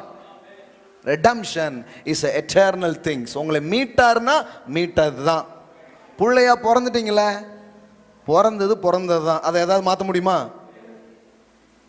கோர்ட்டில் கேஸ் போட்டு இவன் பையன் கிடையாது, இவன் அப்பா கிடையாதுன்னு போட்டால் கூட மாற்ற முடியாது. ஏன்னா பிறந்தாச்சு, மாற்றவே முடியாது. அதனால தான் கடவுள் சொல்றாரு, நித்திய விவாகத்திற்கென்று உன்னை நியமித்தேன். No divorce. இந்த கல்யாணத்தில் டிவோர்ஸே கிடையாது. உன்னை மணந்தது தான். நீங்க வேணா என் புருஷன் எனக்கு மட்டும் சொல்லாம இருக்கலாம், ஆனா அவரு என் பொண்டாட்டி எனக்கு மட்டும்ங்கிறதுல ரொம்ப குறியா இருக்கிறாரு. சிலருக்கு ஒண்ணுமே புரியல, ஆவியானவர் உங்களுக்கு புரிய வைப்பார். நீங்க எப்பமாவது சேனல்ல திருப்பிக்கிட்டு இருக்கும்போது படார்னு வெளிப்பாடு வரும். சிலருக்கு பைபிளை திருக்கும்போது வரும், சிலருக்கு சேனலை திருக்கும்போது வரும். ஆமென். வெளிப்பாட்டின் ஆவியானவர் எல்லா இடத்துலையும் கிரியை செய்கிறார். You cannot lose your salvation. உங்களுடைய ரட்சிப்பை உங்களால் என்ன பண்ண முடியாது, இழக்கவே முடியாது. ஏன்னா நீங்க எதையும் செஞ்சு வாங்கினால இழக்க முடியும். நீங்க என்ன விலை கொடுத்தீங்க, இல்லை என்ன செயலை செஞ்சீங்க நீங்க ரட்சிப்பை பெறுவதற்கு? ஒரு செயலும் செய்யலை. எல்லாம் சொல்லுங்க, எனது எந்த செயலினாலும் நான் ரட்சிப்பை பெறவில்லை. இயேசு எனக்காக செய்த செயலினாலே நான் ரட்சிப்பை பெற்றிருக்கிறேன். அவர் செய்த செயல் நித்தியமானது, மாறாதது. ஆகையால் நான் பெற்றது பெற்றதே, ஒரு காலத்திலும் நான் அதை இழக்கவே முடியாது. அவர் தந்தது தந்தது தான், நான் வாங்கினது வாங்கினது தான், நான் வாழ போறது தான். ஆமென். நீங்க நான் சொல்றேன், ஒரு 100 கிறிஸ்தவ விசுவாசி எடுத்து இந்த கேள்வியை கேட்டு பாருங்க. உங்க ரட்சிப்பு நித்தியமானதுன்னு நம்புறீங்களான்னு கேட்டு பாருங்க. அப்பப்போ ரினியூ பண்ணணும் பிரதர். இது ஒரு 6 மாசத்துக்கு தான் செல்லும் நினைக்கிறேன். 1 இயருக்கு அப்புறம் ரினியூ பண்ணலன்னா என்ன ஆயிடும்?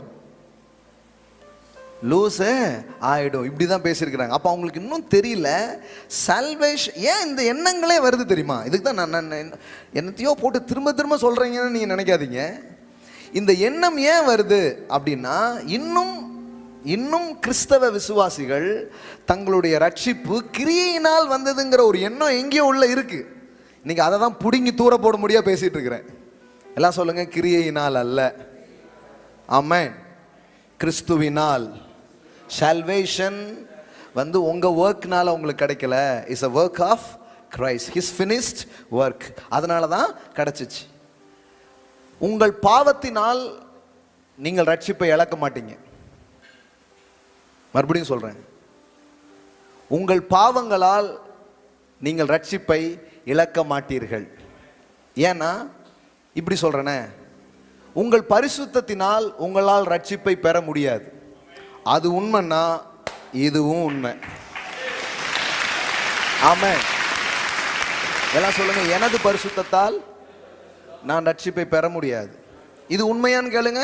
ஆமா ஆமா ஆமா அப்படிம்பாங்க. அப்போ அது உண்மைன்னா என்னுடைய பாவங்களால் என்னுடைய ரட்சிப்பை நான் இழக்கவே முடியாது. அதுவும் உண்மைதான். ஏன்னா அதாவது என் கிரியையினால பெறலன்னா என் கிரியையினால நான் அதை இழக்கவே முடியாது. எனக்கு ஒருத்தர் ஃப்ரீயா கொடுத்துட்டார். என்னடா பண்றீங்க? மைக்கு ஃப்ரீயா கொடுத்துருக்கிறார். ஆமென்.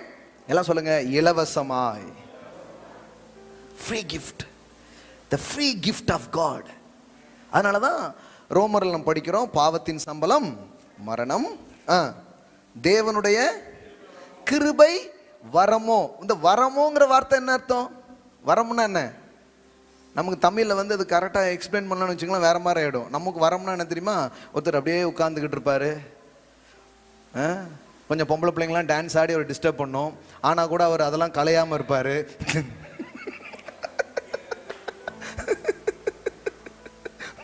அப்படியே ஒரு உறுதியாக நின்றுட்டார்னா சாமி பக்தா உன் தவத்தில் நான் மெச்சினேன், கேள் என்ன வரம் உனக்கு வேண்டும் அப்படின்னு கேட்பாரு. உடனே அப்படின்னா தவத்தினால் கிடைப்பது வரம் அப்படின்னு யோசித்தீங்கன்னா அந்த வரத்தை பற்றி இது பேசலை. இது வரம்னா தமிழில் இந்த இடத்துல வரம் அப்படிங்கிற வார்த்தை என்ன யூஸ் பண்ணியிருக்குதுன்னா கிஃப்ட். எல்லாம் சொல்லுங்க, கிஃப்ட். பாருங்க ஆங்கிலத்தில் எப்படி வருது? For the wages of sin is death. பாவம் கொடுக்குற சம்பளம் என்னது? மரணம். ஆனால் அது காஸ்பல் கிடையாது. எல்லாம் சொல்லுங்க, அது காஸ்பல் கிடையாது.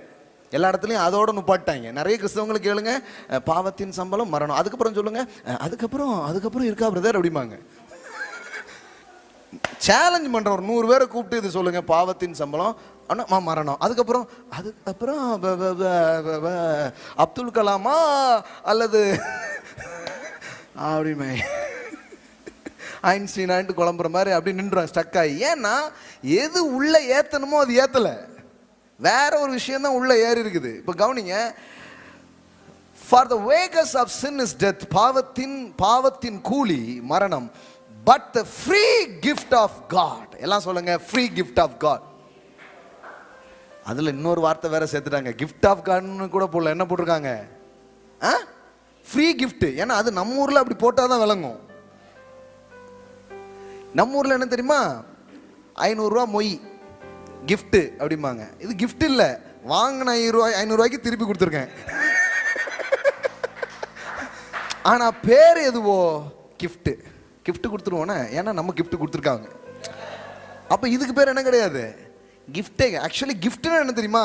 அதனால தான் ஏசு சொன்னார், நீங்கள் வந்து பண்டிகை செலிப்ரேஷன்லாம் வச்சேன்னா எவனால் உனக்கு ஒன்றுமே பண்ண முடியாதோ அவனெல்லாம் கூப்பிட்டு சாப்பாடு கொடு அப்படின்னாரு. நம்ம யாராவது அப்படி கூடுவோமா? நம்ம வந்து கணக்கு போட்டிருப்போம், எவன்லாம் கரெக்டாக கொடுத்துருக்கான், எவன்லாம் வருவான், எவனுக்கெல்லாம் நம்ம செஞ்சால் கரெக்டாக வரும். இவ்வளோ வேலை நடக்கும். நம்ம இங்கே ஒருத்தர் சொல்கிறாரு, இதுக்கு மேலே செய்யக்கூடாது, ஏன்னா நம்ம வீட்டில் இன்னும் கல்யாணம் எல்லாம் முடிஞ்சு போச்சு, இன்னும் அடுத்த ஆள் பேரை பற்றிக்கு தான் பார்க்கணும். அதனால் இப்போ இவங்க விதைக்கும் போதே குறைவாக தான் விதைக்கிறாங்க. எம்புட்டு வேலைகள் இருக்குது பாருங்கள். இயேசுக்கு அது நல்லா தெரிஞ்சிருக்கு. அதனால தான் சொல்கிறாரு, நீ வந்து இப்படி தான் கூப்பிடுற, பாவிகளும் அஞ்ஞானிகளும் அப்படி தானே செய்கிறாங்க அப்படின்ட்டார். அதில் ஒன்றும் ஸ்பெஷலே கிடையாது அப்படின்னு சொல்கிறாரு. அப்போ ஃப்ரீ கிஃப்ட் அப்படின்னு சொன்னால், கிஃப்ட்னா என்னென்னா பதிலுக்கு நீங்கள் கொடுக்குறீங்களா, அது கிடையாது. உங்களால் பதில் கொடுக்கவே முடியாது. அதாவது இன்னும் சொல்லலாம், எந்தவித எதிர்பார்ப்பும் இல்லாமல் அன்பின் அடிப்படையில் கொடுப்பதற்கு பெயர்தான் பரிசாக இருக்கிறது. அப்படி ஒரு பரிசை நீங்கள் பெற்றிருக்கீங்களா? அப்படி நீங்கள் பெற்ற பரிசு தான் ரட்சிப்பாக இருக்கிறது. Salvation is the free gift of God. ஒரு பாவிக்கு கடவுள் இனி உனக்கு நித்தியமான வாழ்வு என்கிற பரிசை நான் உனக்கு தருகிறேன். அப்போ நான் பாவம் செஞ்சேன்ல, நான் பண்ணம்ல, பண்ண கரெக்டு, அதுக்கு கூலி உண்டுல்ல? ஆமாம் உண்டு. அந்த கூலியை தான் உனக்காக சிலுவையில் அவர் வாங்கினாரு, பாவம் செய்யாத அவர். இப்போ நிறைய பேரால் அதை நம்ப முடிய மாட்டுக்கு. இது சாதாரணமானது இல்லை. நேற்றைக்கு நைட் ஒரு அற்புதமான கிருபையை குறித்து பேசக்கூடிய ஒருத்தருடைய பிரசங்கத்தை கேட்டுட்டு இருந்தேன். அவர் சொன்னார், ஒரு 10 நாள் இதை நான் பேசலன்னு வைங்களேன், என் மனசே ஒரு மாதிரி ஆயிடுது அப்படிங்கிறார். த கிரேட் கிரேஸ் ப்ரீச்சர், இந்த உலகத்தில் மிகப்பெரிய கிருபையின் குறித்து அற்புதமாக பேசக்கூடிய ஜோசப் பிரின்ஸ் என்கிற அற்புதமான ஊழியர். அவர் சொல்கிறாரு, 10 டேஸுக்கு இதை நான் பேசலைன்னா எனக்கே, ஏன்னா இந்த மாம்சம் இருக்குது பார்த்தீங்களா, அது ஈஸியாக செல்ஃபை டிபெண்ட் பண்ண ஆரம்பிச்சிடும். அதனால தான் இதை பேசிக்கிட்டே இருக்கணும், இது நினைவு கூர்ந்துக்கிட்டே இருக்கணும். அதனால் கிருபை பற்றி பேச ஆரம்பிச்சது உங்களுக்கு யூஸோ இல்லையோ, எனக்கு ரொம்ப யூஸாக இருக்குது. கொஞ்சம் மைண்டே வேற மாதிரி ஆகுது, நம்பிக்கையே வேற மாதிரி ஆகுது, பீஸ்ஃபுல் ஆகுது இருதயமே. ஆமென். ஏன்னா நான் என் கிரியையிலிருந்து விடுதலையாக்கப்பட்டு இயேசு எனக்காக செய்ததோடு என் மனது அப்படியே அட்டாச் ஆகிட்டே வருது, அப்படி கனெக்ட் ஆகிட்டே வருது. எல்லாம் சொல்லுங்க, ஃப்ரீ கிஃப்ட் ஆஃப் காட். எல்லாம் சொல்லுங்க, இலவச ஈவு. ஆமென். கடவுள் உங்களுக்கு ஒன்று தர்றாருன்னா அப்படிதான் தர்றாரு. அழைத்த அழைப்பும் கிருபை வரங்களும். அந்த வார்த்தை பார்த்தீங்களா ரோமர்ல எப்படி வருதுன்னு? கிருபை வரம்.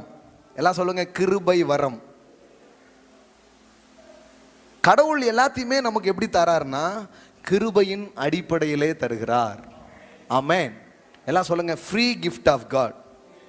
எல்லாம் சொல்லுங்க, தேவன் எனக்கு தருவதெல்லாம் கிருபையின் அடிப்படையிலே, கிறிஸ்துவின் மூலமே. ஆமென். இதில் இந்த தெளிவுக்குள்ளே நீங்கள் வந்துட்டீங்கன்னா ஒரு வல்லமை உங்கள் வாழ்க்கையில் வேலை செய்கிறத நீங்கள் பார்ப்பீங்க. ஒரு நீங்கள் யோசிக்காத ஒரு சூப்பர் நேச்சுரல் பவர் உங்கள் பாடியில், உங்கள் மைண்டில், உங்கள் ஃபைனான்ஸில் ஒர்க் ஆகாத நீங்கள் பார்க்க ஆரம்பிப்பீங்க. ஏன்னா நீங்கள் இப்போ சுயக்கிரியிலேருந்து அப்படியே விடுதலையாகி நீங்கள் எதனோட இணையிறீங்க? The finished work of Christ. The finished work of Christ. இது அப்படியே அட்டாச் ஆக ஒரு வல்லமை உங்களுக்குள்ள ஒர்க் ஆகிட்டே இருக்கும்.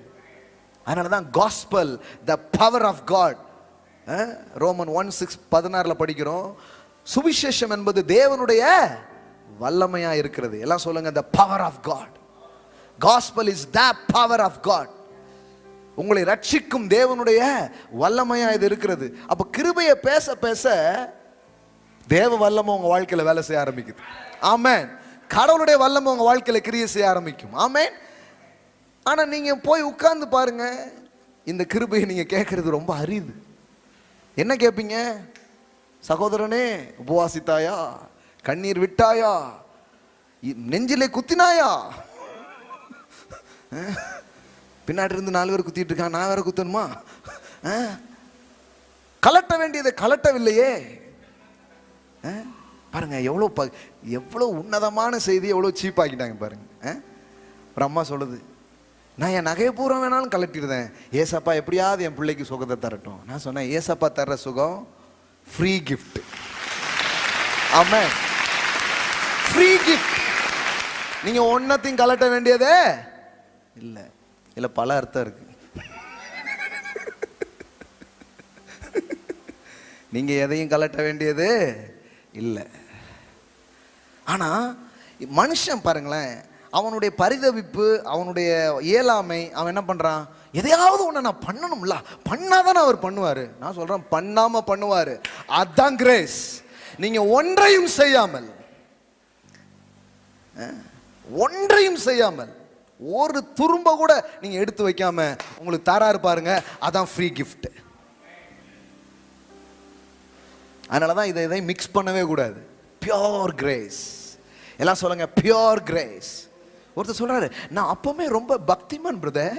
ஆமா, பெரிய சக்திமான். அதனால கடவுள் என்னை தெரிந்து கொண்டார். வேதம் சொல்லுகிறது, பக்திமான்களை கடவுள் தெரிந்து கொள்கிறார். அப்ப இவர் இன்னும் கிருபையில ரசிக்கப்பட்டதாவே நினைக்கல. இவர் என்ன நினைக்கிறாரு, இவர் ரொம்ப பக்தியா இருந்தாராம். இப்படிப்பட்ட ஒரு பக்தர் நம்ம கிறிஸ்தவத்துல இருந்தா எவ்வளவு நல்லா இருக்கும்.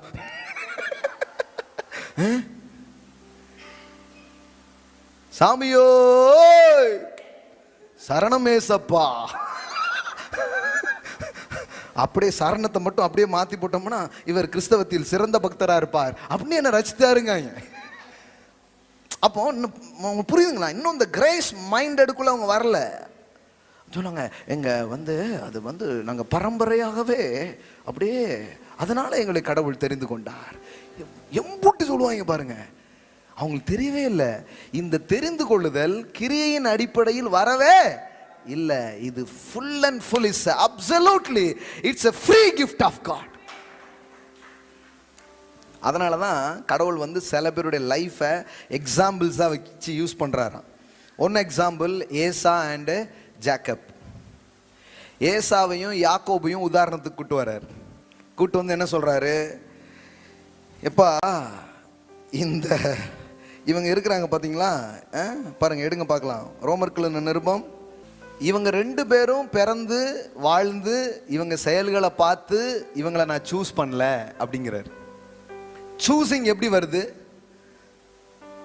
அப்படிங்கிறத நிரூபிக்கிறார் பாருங்க. ரோமர் 9ஆம் அதிகாரம். அதாவது ஒரு செய்தியை பேசிவிட்டு அந்த செய்தியை உறுதிப்படுத்தும் வண்ணமாக இந்த உதாரணத்தை அங்க என்ன பண்றாரு, கொண்டு வரார். முற்றிலும் கிருபையினால் ரட்சிப்பு, அதான் செய்தியே ரோமர் புக்ல. புரியுதுங்களா உங்களுக்கு? கிரியையினால் அல்ல. கிரியையினால் யாரும் நீதிமானாக்கப்படுவது இல்லை. அப்படி ஆக்கப்படும்னா இயேசு வர வேண்டியதே இல்லை. இதான் செய்தி. இதை எஸ்டாப்ளிஷ் பண்ணிட்டே வரார். அதுக்கு நிறைய பழைய ஏற்பாட்டு உதாரணங்களையும் கொடுக்குறாரு. ஒரு உதாரணம் பாருங்க, 9:9. அந்த வாக்குத்தத்தமான வார்த்தையாவது குறித்த காலத்தில் வருவேன், அப்பொழுது சாரால் ஒரு குமாரனை பெறுவாள் என்பதே. இதுவும் அல்லாமல் நம்முடைய பிதாவாகிய ஈசாக்கு என்னும் ஒருவனாலே ரெபேக்கால் கர்ப்பவதியான போது பிள்ளைகள் இன்னும் பிறவாமலும் நல்வினை தீவினை, இந்த வார்த்தையை ரொம்ப கவனிங்க சரிங்களா, நல்வினை தீவினை ஒன்றும் செய்யாமலும் இருக்கையில், நல்லதும் செய்யல கெட்டதும் செய்யல, இன்னும் சொல்ல போனா பிறக்கவே இல்லை. ஹலோ, பிறவாமலும் நல்வினை தீவினை ஒன்றும் செய்யாமலும் இருக்கையில் தேவனுடைய தெரிந்து கொள்ளுதலின் படி இருக்கிற அவருடைய தீர்மானம் கிரியையினாலே நிலை நிற்காமல் அழைக்கிறவராலே நிலை நிற்கும்படிக்கு மூத்தவன் இளையவனுக்கு ஊழியம் செய்வான் என்று அவளுடனே சொல்லப்பட்டது. அப்படியே யாக்கோபை சிநேகித்தேன், ஏசாவை வெறுத்தேன் என்று எழுதியிருக்கிறது. நல்லா கவனிங்க. இப்போ அந்த 11வது வசனத்தின் பின்பகுதி பாருங்க. தேவனுடைய தெரிந்து கொள்ளுதலின் படி இருக்கிற அவருடைய தீர்மானம், அதாவது என்ன சொல்றாரு, நீதிமான்னா யார் தெரியுமா? எப்பா இங்க வா அப்படின்னு நான் யாரை கூப்பிட்டோனோ அவன் தான் நீதிமான்ட்டு. புரிஞ்சான்னு தெரியலையே. பரிசுத்தவான் அப்படின்னா யார் தெரியுமா? God chosen. தேவன் யாரை தெரிந்து கொள்றாரோ அவன் யாரு? பரிசுத்தவான். அதாவது இப்போ உங்களுக்கு எப்படி சொல்றது, நிறைய பொருள் இருக்கலாங்க, ஆனா ஒரு பொருள் அவர் கையில் எடுத்துட்டார். அப்படி எடுத்துட்டாருன்னா அதுக்கு பேர் ஹோலி. ஆமே, அதுக்கு பேர் என்னது? ஹோலி. ஏன்? எப்படி ஹோலி? அவர் கையில் எடுத்ததுனால ஹோலி. அவர் சொல்றாரு, அவர்கிட்ட போய் யாராவது ஏன் அதை ஹோலின்னு சொல்றீங்க, அவர் சொல்றாரு ஏன் இஷ்டம். இந்த கிரேஸ்ல என்ன தெரியுமா, இந்த கிருபைங்கிறதுல இன்னொரு தேவனை பற்றி ஒரு புதிய பரிமாணத்தை நீங்க பார்க்கலாம். அது என்னன்னா, the sovereignty of God. the sovereignty of God. அதாவது தமிழ்ல இதுக்கு வார்த்தைலாம் தேடி பார்த்தா ஒரு வார்த்தை இருக்குது, கடவுளின் ஏகாதிபத்தியம். வார்த்தை தமிழ்ல கேட்டீங்களா? ஏகாதிபத்தியம், the sovereignty of God. அப்படின்னா நடத்தனா, இவனை ஏன் பிளஸ் பண்ணீங்க, ஏன் இஷ்டம். லேட்டா தானே வந்தான், இவனுக்கு ஏன் இம்புட்டு சம்பளம், அது ஏன் இஷ்டம். நீ வன்கணனா இருக்கிறதுனால நானும் கஞ்சனா இருக்க வேண்டிய அவசியம் இல்லை. என் பணத்தை எடுத்து கொடுப்பது என் இஷ்டம். the sovereignty of God உங்களுக்கு புரியுற மாதிரி சொல்லணும்னா, கடவுள் சொல்றாரு ஏன் இஷ்டம், அதான் விஷயம், வேற எதுவுமே கிடையாது. இப்போ இந்த இடத்துல நீங்க இருக்கிறீங்கன்னா, கடவுள் உங்களை அழைச்சிட்டாரு, கடவுள் உங்களை தெரிந்து கொண்டாரு. ஊரே உங்களை பத்தி என்ன வேணாலும் சொல்லிட்டு போட்டோம், கடவுள் சொல்றாரு இவனையா இவனையா, ஆமா இவனைத்தான் இவளைத்தான், ஏன் இஷ்டம் ஏன் இஷ்டம். That is the sovereignty of God. ஏன் இஷ்டம். யார் கேட்பா? ஏன் பணத்தை, ஏன் கிருபைய எனக்கு அவன் மேல பிரியமா இருக்கோ அவன் மேல கொடுக்க, யார் மேல பிரியமா இருக்குன்னு நினைக்கிறனோ பிரியமா இருப்பேன், அது ஏன் இஷ்டம். The grace is the sovereignty of God. It's God's sovereignty. அது கடவுளுடைய ஏகாதிபத்தியம், அது கடவுளுடைய இஷ்டங்க. இங்க நீங்க ஒர்க்ஸே கிடையாது. யாக்கோப் அப்படி பார்த்தா ஏசா எதுவும் தப்பு தண்டா பண்ண மாதிரியே தெரியல. முழு தப்பு தண்டா புல்ல பண்ணது யாரா தான் இருக்கா, கூளை காய்க்கிறேன்னு அண்ணனை காய்ச்சிட்டான் கூளை வச்சே. அப்புறம் பார்த்தா கரெக்டாகவே இல்லை அவன் லைஃப் ஸ்டைலு. ஆனா அப்படிப்பட்ட எத்தனை, அப்படிப்பட்ட ஆளை அவன் கிரியை செய்யறதுக்கு முன்னாடியே, அவன் பிறக்கிறதுக்கு முன்னாடியே கடவுள் இவன் என் ஆளு அப்படின்னு முடிவு பண்ணிட்டான். இப்ப பவுல் அப்போஸ்தலன் சொல்றாரு, இப்ப இந்த யாக்கோபுக்கு ஒரு தெரிந்து கொள்ளுதல் வந்தது, அது இவன் செஞ்சது எந்த செயலினாலயா கிடையாது. கடவுள் நல்வினை தீவினை அறிவதற்கு முன்பே, ஏன் பிறவாதற்கு முன்னே அவர் முடிவு பண்ணிட்டாரு. அதைத்தான் வேதவசனம் சொல்லுது எபேசியர்ல, கிறிஸ்துவுக்குள் உலக தோற்றத்துக்கு முன்னே உங்களை தெரிந்து கொண்டுட்டாரு. You are a chosen people, you are a chosen generation. உங்க செயல்களின் அடிப்படையில் உங்களை தெரிந்து கொள்ளல, அவர் இஷ்டம், அவருடைய ஏகாதிபத்தியம், அவருடைய கிருபையினால் உங்களை தெரிந்து கொண்டிருக்கிறார். ஆமென். புரியணும் பாருங்க, புரிஞ்சாலே ஒரு செலிப்ரேஷன்லாம். நான் இழந்துருவனோ, கடவுள் என்ன கை விட்டுருவாரோ, கடவுள் என்ன விட்டு போயிடுவாரோ, இப்படிலாம் எண்ணமே வராது. என்னை விட்டு கொடுக்காதவர், என்னை நடத்துகின்றவர், அந்த எண்ணம் தான் உள்ள ஓடிட்டே இருக்கும். என்ன விடவே மாட்டார். ஏன்னா நான் பிடிக்கல, அவர் பிடிச்சிருக்கிறாரு, நான் தெரிந்து கொள்ளல. அதனாலதான் ஜீசஸ் ரொம்ப அழகா சொல்றாரு யோவான் சுவிசேஷத்துல, யோவான் 15:16 சொல்றாரு, நீங்கள் என்னை தெரிந்து கொள்ளவில்லை, நான் உங்களை தெரிந்து கொண்டேன். ஆமென். John 15:16, நீங்கள் என்னை தெரிந்து கொள்ளவில்லை, நான் உங்களை தெரிந்து கொண்டேன். இந்த டெமோக்ரசி வேர்ல்டுல நமக்கு யார் ராஜாவாக அல்லது நமக்கு யார் தலைவராக இருப்பார் அப்படிங்கிறத நம்ம சூஸ் பண்ணுவோம். இதான் டெமோக்ரசி. தமிழ்ல எப்படி சொல்றது? ஜனநாயக நாடு. ஜனநாயக நாட்டில் நம்ம சூஸ் பண்ணணும். ஆனால் கிங்டம் ஆஃப் காட்ல யாரும் கிங்கை சூஸ் பண்ண முடியாது. கிங் தான் யார் சிட்டிசனாக இருக்கணும்னு சூஸ் பண்ணுவார். அவர் காட் இஸ் a king. ஆமாம். த கிங்டம் ஆஃப் காடுங்கிறது இஸ் டிஃப்ரெண்ட். அது இது கிடையாது, நம்ம சொல்கிற டெமோக்ரஸி கிடையாது. அது வேற. அது எப்படிப்பட்டதுன்னா, தேவன் தனக்கு குடிமக்களாய் யார் இருக்க வேண்டும் என்று அவர் முடிவு பண்றார். பட் ஹிஸ் சாவர்னிட்டி, அது அவருடைய தீர்மானம், அவருடைய தெரிந்து கொள்ளுதல். அதனால தான் சொல்றாரு, நீங்க யார் என்ன தெரிஞ்சுக்கல, நான் உங்களை தெரிந்து கொண்டேன். ஆமென், ஹல்லேலூயா. எப்படி போட்டிருக்கு பாருங்க, you have not chosen me but I have chosen you. நீ காலையில் சொல்றார், நீ என்னை தெரிந்து கொள்ளவில்லை. இன்னைக்கு என் நாமத்தை நீ சொல்றன்னா, இன்னைக்கு என் பிரசன்னத்துல நீ உட்கார்ந்துருக்கனா, இன்னைக்கு இந்த வேதத்தை தூக்கி இருக்கீங்கன்னா, இன்னைக்கு நீ வந்திருக்கனா, இதெல்லாம் யாராலையும் நடக்கல, என்னாலே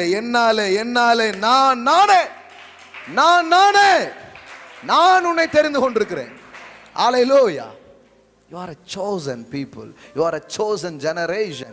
என்ன சொல்றார், you have not chosen me, நீ என்னை தெரிந்து கொள்ளவில்லை, but I have chosen you and I have appointed you. வா, என்ன மாதிரி வார்த்தை பாருங்க, நீ என்னை தெரிந்து கொள்ளவில்லை, நான் உன்னை தெரிந்து கொண்டேன். ஆரம்பத்தில் இந்த இதை பற்றி இந்த கிருபை இதெல்லாம் அவனுக்கு தெரியாது. ஆனால் இந்த வசனத்தை படித்தா ரொம்ப சந்தோஷமா இருக்கும். ஆண்டவரே நீங்களா எஸ்டா நான் தான்டா உன்னை எனக்கு வேணும் என்று நான் தெரிந்து கொண்டேன். நீ என்ன கண்டுபிடிக்கல, நான் தான் உன்னை கண்டுபிடிச்சேன். ஆடு மெய்ப்பனை கண்டுபிடிக்கலங்க, மெய்ப்பன் தான் ஆட்டை கண்டுபிடிச்சான். ஆமா, துட்டு ஓனரை கண்டுபிடிக்கல, அந்த அவ தொலைச்சாதான் அதை கண்டுபிடிச்சா. ஆமென், ஹல்லேலூயா. எல்லாம் சொல்லுங்க, அவரின் தெரிந்து கொள்ளுதல். அப்போ உங்களுக்கு புரியுதுங்களா கிரேஸ் என்னன்னு புரியுதா? இதுல உங்க எஃபர்ட் என்ன வந்துச்சு? என் பக்தியும் அல்ல, என் சக்தியும் அல்ல. பக்தியா இருந்தேன், சக்தியா இருந்ததுனாலும் தெரிந்து கொள்ள, பக்தியா இருந்தாலும் தெரிந்து கொள்ள. அவருக்கு நீங்க வேணும்னு இஷ்டப்பட்டாரு, அதனால தெரிந்து கொண்டுட்டாரு, கிருபையை ஊத்திட்டாரு, வரங்களை கொடுத்துக்கிட்டே இருப்பாரு, மாறவே மாட்டார். ஏன்னா ஆண்டவர் ஒரு வாட்டி முடிவு பண்ணிட்டா அவர் பேச்ச அவரே மாற்ற மாட்டார். அந்த மாதிரி போயிட்டே இருப்பார். அழைத்த அழைப்பும் கிருபை வரங்களும். உங்க சொல்லட்டுமா, பிசாசு இருக்கிறான், பிசாசு அழிக்கிறனா கடவுளை அழிச்சிடலாம் தானே. அவங்ககிட்ட சில வல்லமை சில இதெல்லாம் இருக்குது. ஏன் பண்ணல? ஏன்னா அழைத்த அழைப்பும், இது எவ்வளோ பேர் புரிந்து தெரியல. அதாவது பிசாசு இருந்து கூட அவனுக்கு ஒரு டைம் கொடுத்து அவனுடைய இதை அவன் பயன்படுத்திக்கிட்டு தான் இருக்கிறான். கடவுள் சொல்லிட்டார், அவன் பயன்படுத்த விட நீ அவனை மேற்கொள்ற வல்லமை நான் உனக்கு தரேன். சத்துருவின் சகல வல்லமை. அப்ப சத்துருக்கிட்ட என்ன இருக்கு? புரிஞ்சுச்சா? அவங்கிட்ட வல்லமை இருக்கு, உனக்கு அதிகாரம். இது ரெண்டு வேர்டும் வித்தியாசமான வார்த்தை. உங்களுக்கு புரியுதுங்களா? வல்லமைங்கிறது வேற, அதிகாரங்கிறது வேற. அப்ப சத்துரு கையில என்ன இருக்குது, உங்க கையில என்ன இருக்குது? அப்ப சத்துருக்கிட்ட இருந்து கூட அதை புடுங்கல பாருங்களேன். ஏன்? அழைத்த அழைப்பும் உங்ககிட்ட இருந்து புடுங்கிடுவாருன்னு சொல்றாங்களே. கடவுள் பாருங்க, பிசாசுக்கே நீதி உள்ளவரா இருக்கிறார். எப்படி சொல்ல இது பேசுறதுக்கே ஒரு கிருபை வேணுங்க, கேட்கறதுக்கே ஒரு கிருபை வேணும். ஆமென். அதாவது அநீதியா இருக்கிற இந்த பிசாசிடமே அவர் நீதியா இருக்கிறார். அதாங்க அவருடைய தன்மைங்கிறது. கொடுத்தது தான், கொடுத்ததை திரும்ப வாங்குற பழக்கம் எங்க பரம்பரைக்கே இல்லை. எல்லாம் அவர்கிட்ட இருந்தா வருது. கொடுத்த பொருளும் கொடுத்த வாக்கையும் திரும்ப வாங்குற படையப்பா, படைச்சவரப்பா பழக்கம் எங்களுக்கு கிடையாது. இதெல்லாமே டிவைன் நேச்சருங்க. கொடுத்தது தான், பிளஸ் பண்ணதான். அதனாலதான் இவங்களை ஏதாவது குற்றம் கண்டுபிடிச்சிடலாம் அப்படின்னு சொல்லிட்டு இந்த மந்திரவாதி அந்த அந்த அந்த பிழையாம வச்சு பாலாக் என்ன பண்றான், இவங்களை பாலாக்கலான்னு முடிவு பண்றான். ஏதாவது பாரு, இவன்ட்ட ஏதாவது குற்றம் கிட்ட இருந்தா அதை வச்சுக்கிட்டு நம்ம என்ன பண்ணிடலாம், இவன் வாழ்க்கையை அழிச்சிடலாம் அப்படின்ட்டு யோசித்து பார்த்துட்டு ஒரு மலையிலிருந்து பார்க்குறான், இன்னொரு மலையிலேருந்து பார்க்குறான், ஒன்றுமே பண்ண முடியல. அதுக்கப்புறம் தான் ஆண்டவரே ஆவியை ஊத்துறாரு, கண் திறக்கப்படுது. இப்போ சொல்கிறான், அவர் யாக்கோபிலே அக்கிரமங்களை பார்ப்பதில்லை, அவர் யாக்கோபிலே குற்றங்களை பார்ப்பதில்லை. யாக்கோபே உன் கூடாரமும் இஸ்ரவேலே உன் வாசஸ்தலங்களும் எவ்வளவு அழகா இருக்கிறது. நீ வாசனை வீசும் சந்தன மரங்களாகவும் பரவி போகிற ஆறை போலவும் நீங்கள் இருக்கிறீர்கள். அவன் சொல்லிட்டான், அவர் ஆசீர்வதிக்கிறார், அதை நான் திருப்ப கூடாது. அப்படின்னா என்ன? பிளஸ் பண்ணிட்டா பண்ணதுதான், ஆசீர்வதிச்சிட்டா ஆசீர்வதிச்சதுதான், மாற்றமே இல்லை. பாராக்கா தேரே போ. ஹல்லேலூயா. தேவனுடைய காரியம் அப்படிப்பட்டதா இருக்குதுங்க. அவர் அதனாலதான் பாருங்க, என் தேவன் நித்தியமானதையும் நிரந்தரமானதையும் கொடுக்கிறவர். ஆமென். அவர் உங்க மேல அன்பு வச்சதுதான், எடுக்கவே மாட்டார். உங்களை ஒன்ஸ் கம் அப்படின்ட்டாருன்னா கோன்னு சொல்லவே மாட்டார். அழைச்சதுதான், கூப்பிட்டதுதான். அதனாலதான் பாருங்க, நிறைய மனிதர்கள் வரங்கள் கிருபைகள்லாம் பெற்று சில நேரத்தில் அவங்க வாழ்க்கையில் சில மேடு பள்ளங்கள், சில சரிவுகள், சில சரியில்லாத நடத்தைகள் வந்தா கூட இன்னும் தேவன் அவங்களை பயன்படுத்திட்டே இருக்கிறார். ஏன் தெரியுமா? கொடுத்தது தான், நான் எடுக்கவே மாட்டேன். மக்களுக்கெல்லாம் ஆச்சரியமா இருக்கும், பேசுறதுலாம் தீர்க்கதரிசனம்லாம் கரெக்டா இருக்க, நல்ல அற்புதம்லாம் பண்றாரு, ஆனா சரியில்லையே. அவரு கிரியின் அடிப்படையில் அந்த கிஃப்டை கொடுக்கவே இல்லை, கிருபையின் அடிப்படையில் கொடுத்தாரு, அதனால அது போய்கிட்டே இருக்கு. ஆமென். இது நமக்கு ஆச்சரியமா இருக்கு. நீங்க போய் கேட்டீங்கன்னா சொல்லுவாரு, அது ஏன் இஷ்டம் பார். அது ஏன் இஷ்டம். மோசே பாருங்க, கண்மலையை பார்த்து என்ன சொன்னாரு? பேசுனாரு. இவன் என்ன பண்ணிட்டான்? அடிச்சிட்டான். ஆனா தண்ணி வந்துச்சா வரலையா? வந்துச்சு. மிரக்கல் நடந்ததா இல்லையா? நடந்துச்சு. அப்படின்னா என்ன அர்த்தம்னா, இவனுக்கு கொடுத்த கிஃப்டை அவர் மாற்றவே இல்லை. ஆமென். நீ மக்கள் மத்தியில் அவமானப்படனா விரும்பலன்னு அவர் செஞ்சுக்கிட்டே தான் இருந்தார். எல்லாம் சொல்லுங்க, அழைத்த அழைப்பும் கிருபை வரங்களும் மாறாதது. இந்த கிஃப்ட்ஸே என்ன தெரியுமா? இவங்க சில பேர் நினச்சிக்கிறாங்க நான் உபவாசத்து வாங்கினேன் அப்படின்ட்டு. நீங்க அப்படி சொல்லும் போதே நீங்க அப்போ அது கிருபை வரம்னே சொல்லலை, உபவாச வரம். அது பேரை மாத்திடுங்க. ஏன் கிருபை வரம்னு சொல்றீங்க? அதாவது நான் உபவாசித்தேன், தேவன் கிருபையாய் கொடுத்தார். கிருபையாய் கொடுத்தாரா உபவாசத்து கொடுத்தாரா? கரெக்டா சொல்லுங்க. ரெண்டுமா சொல்லக்கூடாது. அதாவது என்ன ஆயிடுது, நம்ம ஆட்கள் அந்த அந்த ஸ்பிரிச்சுவல் திங்ஸை புரிஞ்சுக்காதனால ஒரு புதுவிதமான வார்த்தைகள்லாம் உருவாக்கி விட்டாங்க. இப்போ நம்ம அதெல்லாம் கிளியர் பண்ணிட்டே வர்றோம் ஒன்று ஒன்றா. உண்மையிலே இவங்க உபவாசிச்சிருப்பாங்க, அந்த நேரத்தில் கிஃப்ட் எல்லாம் ஆப்ரேட் ஆகிருக்கும். ஆனால் உண்மை என்ன தெரியுமா? அது உபவாசத்தினால கிஃப்ட் ஆப்ரேட் ஆகலை. கொஞ்ச நேரம் கடவுளோட ஸ்பெண்ட் பண்ண அந்த கவனம்லாம் செலுத்த ஆரம்பிக்கும் போது நமக்குள்ளே என்ன இருக்குதுன்னு பார்க்க ஆரம்பிக்கிறோம். ஹோலி ஸ்பிரிட் உதவி செய்ய ஆரம்பிக்கிறோம். எல்லாம் என்ன ஆகுது? ஆக்டிவேட்டு ஆக ஆரம்பிக்குது. அது ஏற்கனவே உள்ளதாக இருந்துச்சு. ஹலோ, இப்போ ஹோலி ஸ்பிரிட் அதை பார்க்கறதுக்கு என்ன பண்ணுறாரு? உதவி செய்கிறார். ஆனால் இவங்க நினச்சிக்கிறாங்கன்னா, நான் 40 நாள் போட்டதுனால தான் அவர் மேலேருந்து 2 போட்டார், இன்னும் 5-6 வச்சிருக்காராம், அடுத்தால போட்டு அதை வாங்கலான் இருக்கேன் பிரதர் அப்படிங்காங்க. கரெக்டாக பார்த்துக்கோங்க, அதுக்கு பேர் கிருபை வரம். எல்லாம் சொல்லுங்க, கிருபை வரம். வரங்களே என்னதுதான்? கிஃப்ட் தான். எல்லாம் சொல்லுங்க, கிருபையினால தான் வரமே. எல்லாம் சொல்லுங்க, கிருபையினால் ரட்சிக்கப்பட்டேன், கிருபையினால் தெரிந்து கொள்ளப்பட்டேன், கிருபையினால வரங்களை பெறுகிறேன், கிருபையினால தான் ஆசீர்வதிக்கப்படுறேன். Is beginning to end. கிறிஸ்தவ வாழ்க்கையில எல்லாம் கிருபையே. ஏன் இன்னைக்கு இதை பேசணும் அப்படின்னா ஒன்னே ஒண்ணுதான். நான் எப்பவுமே ஒரு செய்தியை பேசும்போது ஏன் இதை பேசணும், இதனுடைய விளைவுகள் என்ன, இதை பற்றி நான் யோசிப்பேன். அப்படி யோசிக்கும் போது இன்னைக்கு காலையில் கூட நான் என்ன யோசித்தேன்னா, இப்படி பேசும்பொழுது தான் கடவுள் எவ்வளவு தாராளமாக இருக்கிறாருன்னு உங்களுக்கு தெரியும். அப்படி தெரிஞ்சா அதை நீங்க அனுபவிக்க நீங்க கூட சக மனிதனை மன்னிச்சு நேசிச்சு அவர்களிடத்திலே தாராளமாய் வாழ ஆரம்பிப்பீர்கள். எங்கேயும் கிருபையின் ஒளி பரவும், எங்கும் கிருபையின் வெளிச்சங்கள் உண்டாகும். ஆமென். ஆனா இப்ப யாரும் அப்படி இருக்கிறது இல்லை. ஒரு மாதிரி வெட்டிக்கிட்டு ஒதுக்கிக்கிட்டு பகைமையோடும் கசப்போடும் ஒரு மாதிரி வாழ்றாங்க. ஏன்? எழுத்துலாம் போடுறாங்க, மனிதனின் அன்பு உன்னை காயப்படுத்தும், கடவுளின் அன்பே உன்னை சுகப்படுத்தும்.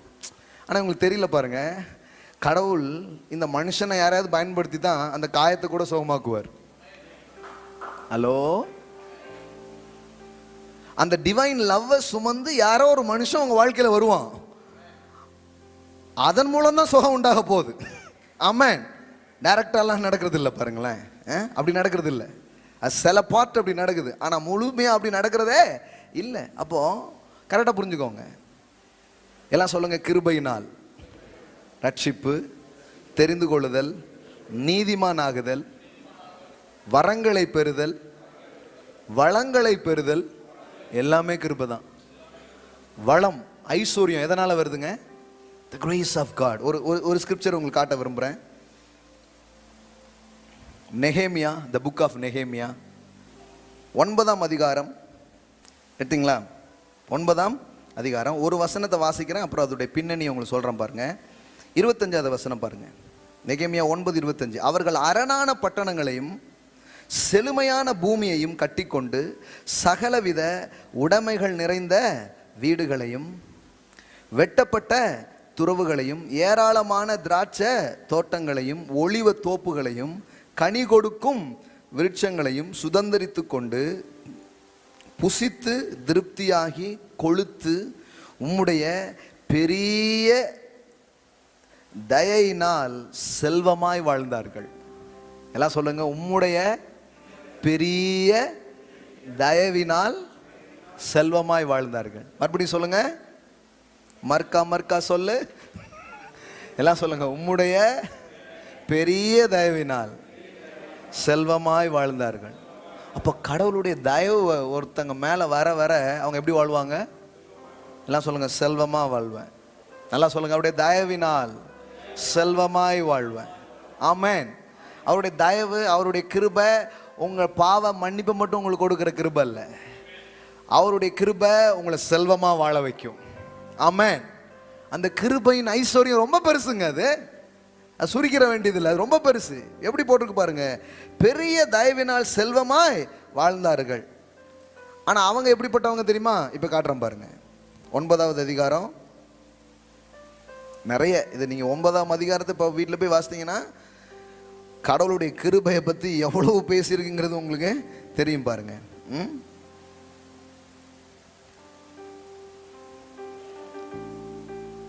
16வது வசனத்திலிருந்து பாருங்க.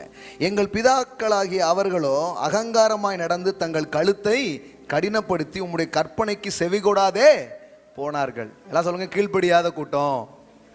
இப்ப பாருங்க. அவர்கள் செவி கொடுக்க மனதில்லாமலும் அவர்களிடத்திலே நீர் செய்த உம்முடைய அற்புதங்களை நினையாமலும் போய் தங்கள் கழுத்தை கடினப்படுத்தி தங்கள் அடிமைத்தனத்துக்கு திரும்பும்படிக்கு அவர்கள் களங்கம் பண்ணி ஒரு தலைவனை ஏற்படுத்தினார்கள். ஆகிலும் வெகுவாய் மன்னிக்கிறவரும். கடவுளுடைய தன்மை பாருங்க. இவன் கடினப்படுத்துறான், இவன் மறந்துடுறான், நன்றி உணர்வு இல்லாம இருக்கிறான், கீழ்ப்படியாம இருக்கிறான். பாருங்க, நிறைய பேர் சொல்றாங்க கீழ்ப்படிந்தோல் அப்படிங்க. பைபிள் ஃபுல்லா வாசிங்க. கீழ்ப்படிஞ்சதுனால ஆசீர்வதிக்கப்படவே இல்லை. எல்லாம் சொல்லுங்க. வேதாகமத்தில் கீழ்ப்படிஞ்சதுனால யாரும் ஆசீர்வதிக்கப்படல. ஒரு ஆள் காமிங்க பார்ப்போம். அப்படி ஆசீர்வதிக்கப்பட முடியும்னா இயேசு என்கிற ஒருவர் வர வேண்டியதே இல்லை. ஆமென். வர வேண்டியதே இல்லை. ஏன்னா கீழ்ப்படுகிற சக்தி தான் உள்ள இல்லையே. எப்போ தேவன் உள்ள வர்றாரோ, எப்போ தேவ ஆவி உள்ள வர்றாரோ அப்பந்தான் கீழ்ப்படிதலே வருது. ஆமென். அப்போ நல்லா பாருங்க. கடினப்படுத்தினாங்க, கீழ்ப்படியாமல் இருந்தாங்க, என்னெல்லாம் போட்டிருக்கு பாருங்க. செவி கூடாதே போனார்கள். இப்போ கவனிங்க. ஆகிலும் வெகுவாய் மன்னிக்கிறவரும். எல்லாம் சொல்லுங்க. வெகுவாய் மன்னிக்கிறவரும். கடவுளுடைய தன்மையை பாருங்க. வெகுவாய் மன்னிக்கிறவரும், அப்புறம் இரக்கமும் மன உருக்கமும் நீடிய சாந்தமும் மகா கிருபை உள்ளவருமாகிய தேவனாகிய நீர் அவர்களை கைவிடவில்லை. பா, இது இது விளங்காத கோஷ்டி. இது கடினப்படுத்துது, இது நினைக்க மாட்டுக்கு, கீழ்ப்படிய மாட்டுக்கு, இல்லாத வேலை பண்ணிட்டு இருக்கு. ஆனா வேத வசனம் சொல்லுது தேவனுடைய கிருபை எப்படிப்பட்டது. அப்புறம் பாருங்க. அவர்கள் வார்ப்பிக்கப்பட்ட ஒரு கன்றுக்குட்டியை தங்களுக்கு உண்டாக்கி, இப்பேற்பட்ட தெய்வத்தை விட்டுட்டு ஏதோ ஒன்று தனக்கு தெய்வம்னு இவங்க என்ன பண்றாங்க? தெரிந்து கொள்றாங்க. உண்டாக்கி இது உன்னை எகிப்திலிருந்து கொண்டு வந்த உன் தெய்வம் என்று சொல்லி கோபமூட்டத்தக்க பெரிய அக்கிரமங்களை செய்திருந்தாலும். எல்லாம் சொல்லுங்க. பெரிய அக்கிரமங்களை செய்திருந்தாலும். அதெல்லாம் ரொம்ப முக்கியம். நீர் உம்முடைய மிகுந்த மன உருக்கத்தின்படியே அவர்களை வனாந்தரத்திலே கைவிட. தொடர்ந்து இவன் என்ன பண்ணிக்கிட்டே இருக்கான், தொடர்ந்து அவர் என்ன பண்ணிட்டு இருக்கான்னு பார்த்துட்டே வாங்க. இவன் பண்ணதுக்கு அவர் பதில் பண்ணாரா, இல்ல அவர் கிருபை செய்யணும்னு நினைத்து கிருபை செஞ்சுக்கிட்டே இருந்தாரா? இதான் கவனிக்கணும். கைவிட வில்லை. நம்ம என்ன சொல்லுவோம்? விட்டுருவாரு, போட்டுருவாரு. ஏய், இன்னொரு சொல்றாரு, உன்னை தூக்கிடுவாருங்க. என்னப்பா கடவுளை பத்தி பேசுறீங்களா இல்ல கொக்கி குமார் யாராவது பத்தி பேசிட்டு இருக்கீங்களா?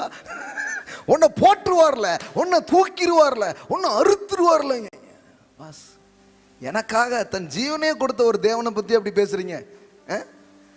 நான் சாக வேண்டிய இடத்துல தன் குமாரனை சாகும்படியா கொடுத்த அவரை இவ்வளோ என்ன சொல்றது, அப்படிதான் சொல்ல வருது. இவ்வளோ மட்டுப்படுத்தி வேற மாதிரி பேசி வச்சிருக்கீங்களா அவரை? அன்னைக்கு ஒருத்தர் சேலத்துலேருந்து ஃபோன் பண்றாரு, சார் 64 சர்ச்சுக்கு போயிருக்கேன் சார் சொல்றாரு அவர். என்னைக்கு அப்படியான ரெக்கார்டு இருக்கு, வேணா உங்களுக்கு போட்டு காமிங்க.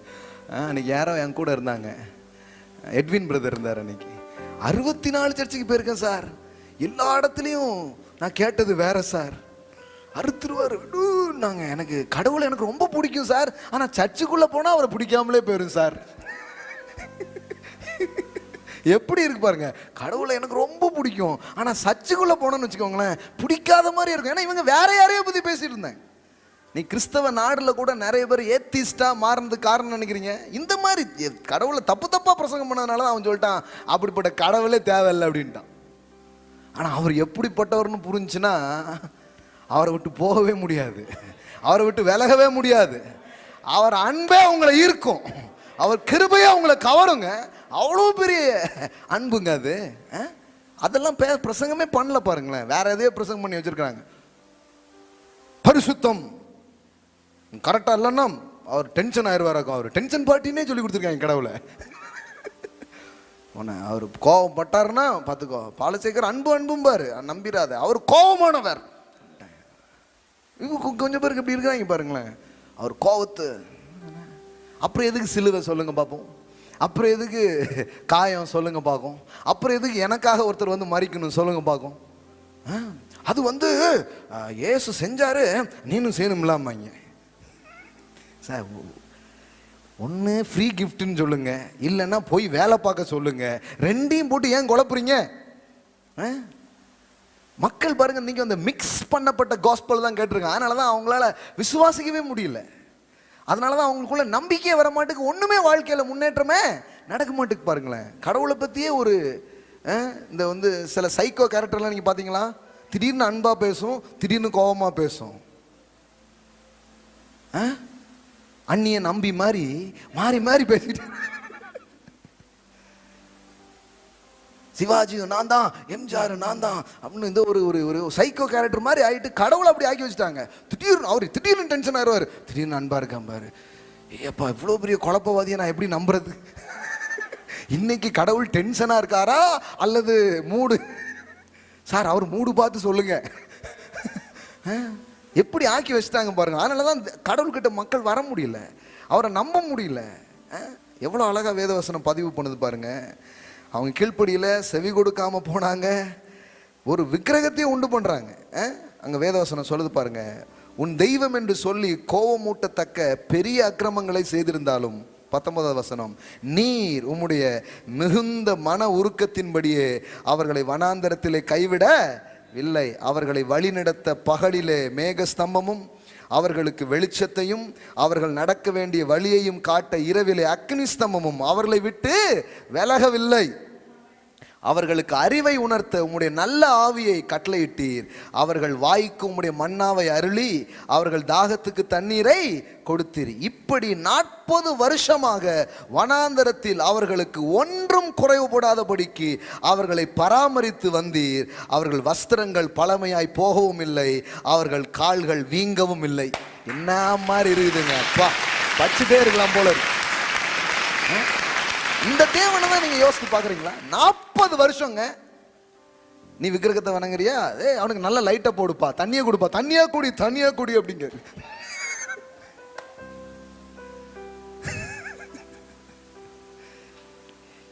40 years தேவன் வந்து சயின்ஸ் அண்ட் ஒண்டர்ஸ் அவங்க வாழ்க்கையில பண்ணார். ஆனா அது ஒன்றுக்கும் அவர்கள் சரியா நடந்துக்கவே இல்லை. ஆனா பண்ணிட்டே இருந்தார், செஞ்சுட்டே இருந்தார். உங்களுக்கு தெரியுமா, அந்த எகிப்திலிருந்து புறப்பட்டு மவுண்ட் சினாய் வர, அந்த சீனாய் மலை வர 40 வருஷம் ஆச்சு. 40 வருஷத்துக்கு அப்புறம் தான் எதுவே கொடுக்கப்படுது. ஆமா, அது வரைக்கும் அது வரைக்கும் அவங்களுக்கு ஒண்ணுமே குறைவுபடல. உங்களுக்கு தெரியுமா, நேற்றுக்கு ஒரு விஷயம் படிச்சேன், ரொம்ப ஆச்சரியமா இருந்துச்சு. மோசே விசுவாசித்தான், மோசே விசுவாசித்தான்னு பைபிள்ல போட்டிருக்க நிறைய இடங்கள் போய் படிச்சு பார்த்தா அந்த சம்பவங்கள் எல்லாமே இந்த நியாயப்பிரமாணம் கொடுக்கப்படுறதுக்கு முன்னாடி தான் அவனே விசுவாசித்திருக்கான். என்னைக்கு இந்த லா வந்துச்சோ அப்பமே அவன் விசுவாசம். அதுக்கப்புறம் மோசே விசுவாசித்தான்னு ஒரு வசனம் கூட இல்லை. ஆமா, போய் படிச்சு பாருங்க. ஒரு ஸ்கிரிப்சர் கூட அதுக்கப்புறம் மோசவாலே விசுவாசிக்க முடியல. டேய், உங்களை கூட்டிட்டு போனே கடையில என்னையே போக விடாம பண்ணிட்டீங்களடா. இந்த பிரமாணக்காரர்கள் எவ்வளவு மோசம் பாருங்க. அவங்களும் போக மாட்டாங்க. அதைத்தான் ஏசு சொன்னார், நீங்களும் உள்ள போக மாட்டீங்க, போறவனையும் விட மாட்டீங்க. ஆனா நீ நல்லா பாரு, பாவிகளும் வேசிகளும் திருடர்களும் கொலைபாதகர்களும் உங்களுக்கு முன்னே தேவனுடைய ராஜ்யத்துக்குள்ள போயிட்டு இருக்காங்க. நல்லா சும்மா என்னத்தையோ போய் பேசிட்டு இருக்குன்னு சொல்லக்கூடாது. அப்படியே சொன்னதை அப்படியே சொல்றேன் நான். விபச்சாரம் பண்ணவன் பாவி துரோகி திருடன் நீ சொன்னல, நீ யோக்கியன்ட்டு நீ போல. ஆனா அவன் என்ன பண்ணிட்டான், யோக்கியம் இல்லை, ஆனா ஏன் பரிசுத்தம் ஏசுன்ட்டு உனக்கு முன்னாடி போயிட்டு இருக்கான் அப்படின்ட்டு. உங்களுக்கு முன்னே அவர்கள் தேவனுடைய ராஜ்யத்துக்குள் பிரவேசித்துக் கொண்டிருக்கிறார்கள். That is the grace of God. இதுல அதனாலதான் சொல்லிட்டாரு, ஒருவனும் மேன்மை பாராட்டத்தை படிக்கு, இது கிரியையினால் உண்டானது அல்ல, இது கிருபையினால் உண்டானது. இங்க அதாவது இந்த ப்ரௌடு பேச்சுக்கே இடம் இருக்காது. கிருபையை புரிஞ்சுக்கிட்டீங்கன்னா பெருமையா வராதுங்க, பெருமையான எண்ணமே வராது உங்களுக்கு. ஆனா நீங்க இந்த உபவாசிச்சேன், கண்ணீர் வெடிச்சேன், நான் கடைப்பிடிச்சேங்கிற ஆள்கிட்ட பாருங்க, பக்கா பெருமை இருக்கும் உங்களுக்கு. சட்டக்கட்டெல்லாம் வெள்ளையா தான் போட்டிருப்பாங்க, ஆனா அம்புட்டு பெருமை இருக்கும் பாருங்க. நாலாம் நகையை கலட்டிட்டோம்ல, இன்னும் பெருமையை கலட்டல, நகையை கலட்டிட்டு அவ்வளோ பெருமையா பேசிட்டு இருப்பாங்க. நாங்களாம் தாழ்மையாக இருப்போம். அப்பா பேசும்போதே எவ்வளவு தெரியும். அதாவது தாழ்மையா இருக்கிறோன்னு பெருமைப்பட்டு இருப்பாங்க பாருங்களேன். ஐயோ ஐயோ, எங்க சபதான் போச்சு போ. புரியல, எல்லாம் சொல்லுங்க, ஒருவனும் பெருமை படுறதை பிடிக்கும். இன்னும் 2 வசனம் இருக்கு, படிச்சா அப்படி பறந்துருவோம் போல, கிருபையிலே ரெக்கம் பொழைச்சு பறந்துருவோம். நீங்க நான் என்ன ஆசுவாசப்படுத்திட்டு படிச்சுட்டு இருக்கேங்க, உங்களுக்கு புரியுதான்னு தெரில. ஒரு நாள் இப்படிதான் சர்ச்சில் அவர் நம்முடைய வாயை நகைப்பினால் நிரப்பின்னு படிச்சேன்னா ஹோலி லாஃபிங்ஸ் அனாயிண்டிங் சர்ச்சில் ஃபுல்லாக ஆயிடுச்சு. உண்மையில சொல்றேன், என்னால் அந்த வசனத்தை சர்வீஸ் முடிகிற வரைக்கும் படிக்க முடியல. அந்த லாஃபிங் ஸ்பிரிட், அந்த அனாயிண்டிங் சபையில் ஊற்றப்பட்டது பாருங்க, ஸ்டக்கான சிடி மாதிரி ஆயிட்டேன் நானே. இப்போ அது மாதிரி கிருபையில் ஸ்டக் ஆகி போய் நிற்கிறேன் நான். ஆசுவாசப்படுத்திட்டு படிப்போம் படிக்கிறேன்.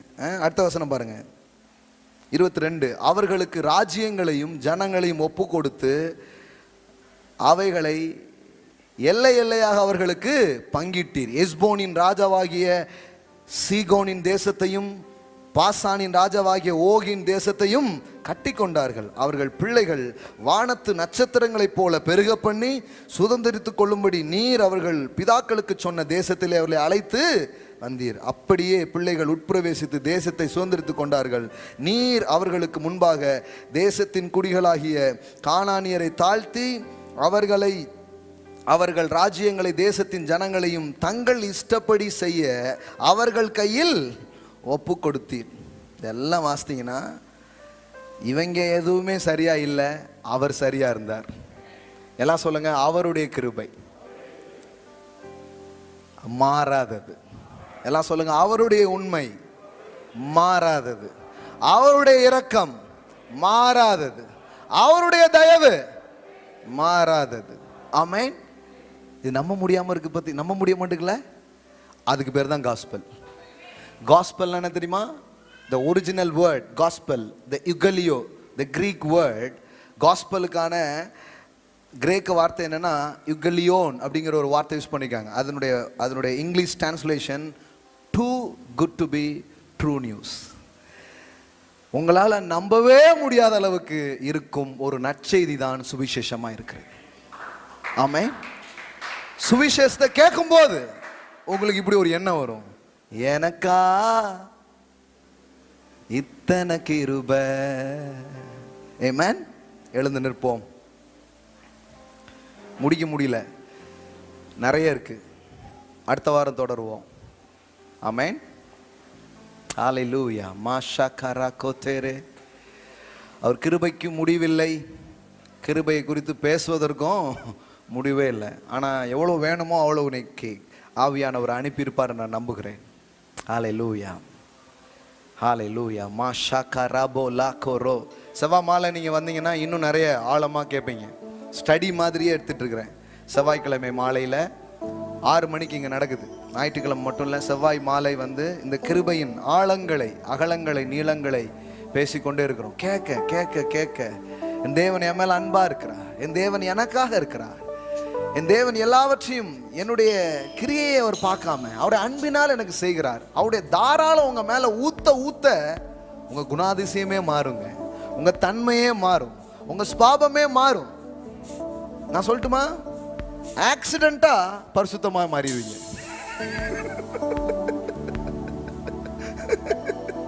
ஹோலினஸ் அப்படிங்கிறது ஆக்சிடென்ட்டா நடக்கும் உங்க வாழ்க்கையில. Holiness is a by product. அதனாலதான் நீங்க பரிசுத்தமாகுதல் உங்களுக்கு கிடைக்கும் பலன்.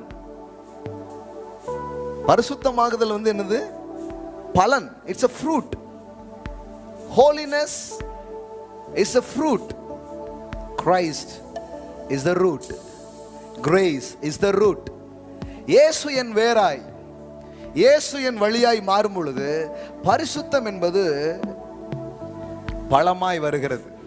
ஆனா இப்போ மதம் என்ன போச்சு வச்சிருச்சுன்னா, holiness is a root for Christ அப்படின்னு சொல்லிட்டாங்க. No no no, Christ is the root for holiness. பரிசுத்தம் இயேசு அண்டை வரும் வழி அல்ல, இயேசுதான் பரிசுத்தம் அண்டை செல்லும் வழியாக இருக்கிறார். அவரே உங்கள் ஞானமாய், உங்கள் பரிசுத்தமாய், அவருடைய தாராளம் உங்க மேல ஊற்றப்பட ஊற்றப்பட. கிருபையை பற்றி நான் பேசும்போது என்ன பேசுறேன்? God's unconditional love, God's unmerited favor. தேவன் உங்களை எவ்வளவு நேசிக்கிறார், எவ்வளவு அன்பா இருக்கிறார், இதை பேசிக்கிட்டே இருக்கிறோம். இது உங்க மேல ஊற்றப்பட ஊற்றப்பட இந்த கிருபையின் பிரவாகத்திலே, இந்த கிருபையின் மலையிலே நனைய நனைய நனைய திடீர்னு பாத்தீங்கன்னா உங்க சுபாவமே மாறி இருக்கும். இந்த யோர்தான்ல மூழ்கி மூழ்கி எழும்புறான் பாருங்க. ஒன் டைம் எழும்பும் போது பார்த்தா குஷ்டமே போயிடுச்சு, குஷ்டமே போயிடுச்சு. அதே மாதிரிதான் அந்த கிருபையின் வெள்ளத்துல ஒவ்வொரு வாரம் ஒவ்வொரு நாளும் மூழ்க மூழ்க மூழ்க திடீர்னு பாப்பீங்க உங்களுக்குள்ள ஒரு ரேடிக்கல் சேஞ்ச் நடந்திருக்கும், உங்களுக்குள்ள ஒரு ரேடிக்கல் ஷிஃப்ட் நடந்திருக்கும். சில தன்மை, சில ஸ்பாபம், சில பழக்க வழக்கம், சில அடிக்ஷனல், அதெல்லாம் உங்களை விட்டு ஓடி போயிருக்கிறது நீங்க பாப்பீங்க. ஆமென். மாஷாகா ராபோ கோதாரா ஓ ஷாக்கிர மாகோட்டால மாந்தரே ரெகலபோ ஷெகதரபோ. ஹalleluya. ரெக்லேமா ஷடலபோ. ஹalleluya. அவங்க கீழ்ப்படியில, அவங்க எப்படியோ இருந்தாங்க, ஆனால் வெகுவாய் மன்னிக்கிறவரும் இரக்கம் உள்ளவரும் மகா ஐஸ்வர்யம் உள்ளவருமாய் இருந்தவர் அவருடைய தயவினால் செல்வமாய் வாழ்ந்தார்கள். நான் சொல்றேன், உங்க வாழ்க்கையில இதுவரை நீங்க எந்த நன்மையுமே பார்க்காம இருந்திருக்கலாம், ஆனா இனிமே நன்மைக்கு மேல நன்மை பார்ப்பீங்க. ஆமென். இனிமே நன்மைகள் உங்களை தொடர்றது நீங்க பார்ப்பீங்க. ஏன் தெரியுமா? நீங்க முழுசும் இப்ப எதை நம்புறீங்க? என் கிரியை அல்ல, அவர் எனக்காக செய்தது. ஆமென். worthy is the lamb. எனக்காய் அடிக்கப்பட்டவர், எனக்காக எல்லாத்தையும் செஞ்சவர். அப்படி சார்ந்து கொள்ள உங்க மேல எல்லாம் ஃப்ளோ ஆகிறத நீங்க பாப்பீங்க. சூப்பர் நேச்சுரல் கிஃப்ட் உங்க வாழ்க்கையில மேனிஃபெஸ்ட் ஆகிறத நீங்க பாப்பீங்க. ஹல்லேலூயா. இதுவரை இல்லாத வரங்கள், வல்லமைகள் வாழ்க்கையில செயல்படுறத நீங்க பாப்பீங்க. அவரை நோக்கி பார்ப்போம்.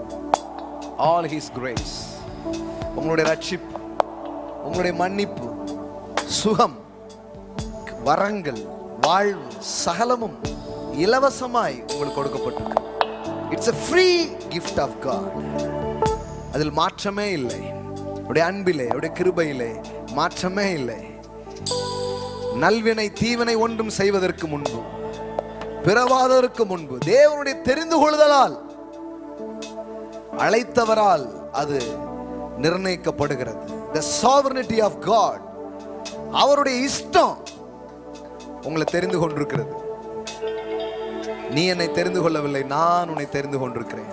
காலையில அளவற்ற அன்பின் பிரசனத்தை அண்டை நீங்கள் வந்து நிற்கிறீர்கள். ஓ ஷகரமனா கதாரா. எந்த மனிதனின் மூளையோ எந்த மனிதனுடைய சிந்தனையோ நீ காலையில் நீங்க கேட்கல.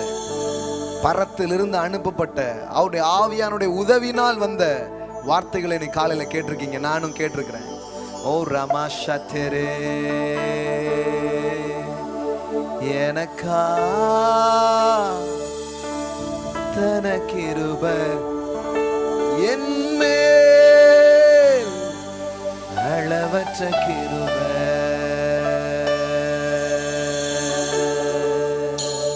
Receive that grace, receive that free gift.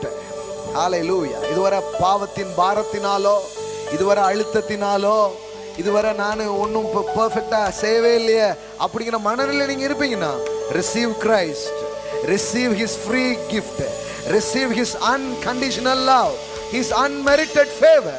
அவருடைய அளவற்ற தயவை, அவருடைய அளவற்ற கிருபைகளை இப்பொழுதே பெற்றுக்கொள்ளுங்கள். மா கரா சேக்ரமந்தரோ ராத்தரேபோ ஷேகேலா பரபலரரரர. பரிசுத்த ஆவியானவர் ஒவ்வொரு உள்ளங்களிலும் கிரியை செய்வதற்காய் நன்றி. இந்த காலை வேளையில இயேசு எங்கள் இருதயத்தை நிரப்புவதற்காய் நன்றி. இயேசு செய்த காரியங்கள், தேவனுடைய அன்பு, தேவனுடைய தயவு எங்க மேல பெருகிறதற்காய் நன்றி. இந்த காலை வேளையில வெகுவாய் மன்னிக்கிற ஓ தாராள பிரபு, ஏராளமானவர் எங்க மேல அருவியை போல, நயாகரா வீழ்ச்சியை போல, நீர் வீழ்ச்சியை போல கிருபையை கொட்டி கொண்டிருப்பதற்காய் ஸ்தோத்திரம் ஆண்டவரே. கிருபையின் மலையில நாங்கள் நனைந்து கொண்டிருக்கிறபடினாலே ஸ்தோத்திரம் ஆண்டவரே. ஓ ரபா ஷகதரபா ஷடலபதரபலபா. அந்த அன்புக்கு கீழே வியாதிகள் மறையும். அந்த அன்புக்கு கீழே ஓ வாழ்க்கையின் துக்கங்கள், வேதனைகள் மறையும். ஓ ரஷடலபோ. உம்முடைய கிருபையை போல பெரிய மருந்து ஒன்றும் இல்லை சுவாமி. அது எங்க இருதயங்களில் ஊற்றப்படும் பொழுது, அது எங்க மனதை நிரப்பும் பொழுது நாங்கள் சுகமடைகிறோம், நாங்கள் பலன் அடைகிறோம். எங்களை இது வாழ வைக்கிறது. நன்றி செலுத்துகிறோம். பரிசுத்த ஆவியானவரே, இந்த காலையிலேயும் உம்முடைய அளவற்ற கிருபையை ஊற்றி கொண்டிருப்பதற்காய் நன்றி. ஒவ்வொரு பிள்ளைகளும் இதை ருசிக்கட்டு சுவாமி. ஒவ்வொரு நாள் இதுல வாழட்டு சுவாமி. ஆவியானவர் ஒவ்வொரு நாள் இதை அவங்களுக்கு ஞாபகப்படுத்துங்க. இலவசமாய் அவர்கள் பெற்றுக்கொண்ட இந்த ஈவு, கிரியையினால் பெறாமல் உம்முடைய அன்பினால் பெற்ற செல்வம், உம்முடைய அன்பினால் பெற்ற சுகம், உம்முடைய அன்பினால் பெற்ற சகல காரியங்களை நினைவு கூர்ந்து தாவீது மன்னனை போல தேவன் எனக்கு செய்த நன்மைகளுக்காக எண்ணத்தை செலுத்துவேன் என்று நன்றி உணர்வோடு, துதி உணர்வோடு வாழ, அநேகருக்கு இந்த கிருபையை காட்ட, அநேகரிடத்துக்கு தாராளமாய் இவர்கள் வாழ உதவி செய்வதற்காய் நன்றி ஆண்டவரே. Thank you Lord, thank you Lord, thank you Lord. இந்த காலை வேளையிலும் ஆவியானவர் எங்கள் மத்தியிலே செய்த கிரியைகளுக்காய் நன்றி, அனுப்பின வார்த்தைகளுக்காய் நன்றி. இயேசுவின் நாமத்தினால் பிதாவே, amen. Wow, praise God. Thank you Jesus, thank you Holy Spirit. Amen. நான் சொல்றேன், இது நான் பண்ண பிரசங்கம் கிடையாது. It's full of Holy Spirit. Amen, amen, amen. ஆவியினாலே, ஆமென், ஹalleluya. இன்றைக்கு பிரசங்கித்தோம், ஆமென், ஹalleluya. கர்த்தருக்கு நாம் கொடுக்க போகிறோம். கரங்களை எடுத்து வைத்துக் கொள்வோம். அதாவது கிவிங்ங்கிறது வேற எதுவுமே கிடையாது. அவரிடத்திலிருந்து நான் பெற்றுக்கொண்டேன் என்பதின் அடையாளம், அவ்வளவுதான். நீங்க கொடுத்ததுனால அவர் கொடுக்கல, அவர் கொடுத்ததுனால நீங்க கொடுக்குறீங்க. கரெக்டா புரிஞ்சுக்கோங்க. முந்தி கொடுத்தவர் யாரு? அவர். அவர் கொடுத்த தாளந்து, அவர் கொடுத்த ஞானம், அவர் கொடுத்த வாய்ப்பு, அவர் கொடுத்த விதை, இதை வைத்து தான் இதை உருவாக்கி இருக்கிறோம். அப்போ நாம கொடுக்கும்போது என்ன சொல்றோம்? தாவீது போல சொல்றோம், உமது கரத்தில் வாங்கி உமது கரத்திலே கொடுக்கிறேன் அப்படின்னு சொல்றோம். ஆமென். சோ நேர்லயும் ஆன்லைன்லயும் பாக்குற பிள்ளைங்க, கர்த்தர் தான் எனக்கு கொடுத்தார். சில கேட்காங்க, கொடுக்கணுமாயா? 10ல் 1 கொடுக்கணுமா? என்ன சொல்ல, உங்களுக்கு அவ்வளவு கஷ்டமே தேவையில்லை. அவர் அன்பு உங்களுக்கு என்னைக்கு புரியுதோ அன்னைக்கு எல்லாமே புரியும். சிலருக்கு அது ஒரு பாரம் ஆயிடுச்சு. தசம பாகம்லாம் நம்ம கொடுக்கல, ஆண்டவர் நம்மளை ஆசீர்வதிக்கவே மாட்டார். தசம பாகத்தினால உங்களை ஆசீர்வதிக்கலங்க, இயேசுவினால தான் உங்களை ஆசீர்வதிக்கிறார். ஆமென். ஆசீர்வதிக்கப்பட்ட நீங்க அதுக்கு நன்றியா இருக்கும்படியா ஒரு செயலை செய்றீங்க. அதுக்கு பேர் தான் டைட்ஸ், சீட், ஆஃபரிங்ஸ் எல்லாமே. ஆமென். கடவுளும் பார்க்கிறாரு, என்ன மாதிரி தாராளமா இருக்கிறான். முதல்ல நிறைய தராரு, நீங்க பெற்றுக்கொள்றீங்க. நீங்க இன்னும் தாராளமா இருக்கிறத பார்த்து ஒரு நதி மாதிரி நீங்க மாறுறீங்கன்னா, கடவுள் பார்க்கறாரு, இவன் வச்சுக்கிறது மட்டும் இல்ல, இவன் என்ன பண்றான், ஒரு நதி மாதிரி இருக்கிறான்னு சொல்லி இன்னும் மடையை திறந்துடுறாரு. அது கிருபையில இன்னும் நீங்க பெருகுகிற ஒரு காரியமா இருக்கிறது. ஆமென். அதை பற்றிலாம் பேசுவோம். ஆனா இப்போ நீங்க எல்லாத்தையும் எதுல தான் பெற்றிருக்கிறீங்க? கிருபையினால தான் பெற்றுக்கொண்டிருக்கிறீங்க. ஆமென். அப்ப அதுக்கு நன்றியா இருக்கும்படி நாம் கொடுக்க போகிறோம். ஆமென். ஸோ அன்னைக்கு காலையில ஆஃபரிங் கொண்டு கொடுக்கும்போது நான் ப்ரேயர் பண்ணும்பொழுது, ஸோ ஐ ஃபீல் ஜாய். பைசா பார்த்தா யாருக்கு பிரதர் ஜாயா இருக்காது அப்படிங்கிறீங்களா? நோ நோ நோ, இது வேற மாதிரியான ஜாய். அது என்னன்னா, கோடிகள் அப்படின்னு ப்ரேயர் பண்ணும்போது அப்போ ஐ ஃபீல் ஜாய். அப்படின்னா என்னன்னா, அந்த சபையில் நீங்கள் இருக்கிறீங்கன்னா ஒரு ஸ்பெஷல் கிரேஸு கீழே இருக்கிறீங்க. அது என்ன கிரேஸ்னா, ரிச்னஸ், அபண்டன்ஸ். ஆமென். இதில் அட்டாச் ஆகிட்டே இருக்கிறீங்கன்னா கொஞ்ச நாளில் தரித்திரத்தை தேடினா கூட உங்கள் கண்ணில் தெரியாது. அவ்வளோ பெரிய செழிப்பை உங்கள் வாழ்க்கையில் நிச்சயமாய் பார்ப்பீர்கள். ஆமென். நீங்கள் இந்த நெகேமியால வாசித்த வசனத்தெல்லாம் போய் வாசிங்க. வீடுகளை கட்டி, தோட்டங்களை வாங்கி, பிஸ்னஸை பண்ணி, உம்முடைய பெரிய தயவினால் செல்வமாய் வாழ்ந்தார்கள். சொல்லிட்டே போங்க, உம்முடைய பெரிய தயவினால் செல்வமான வாழ போறேன். ஆமென். அவ்வளோதான். அந்த நன்றி உணர்வு கடவுள் கொட்டினாருங்க, அதனால நானும் அவரை போலவே கொட்டுறேங்க. அதான் கிவிங், வேற எதுவுமே கிடையாது. ஆமென். கர்த்தர் நல்லவர்.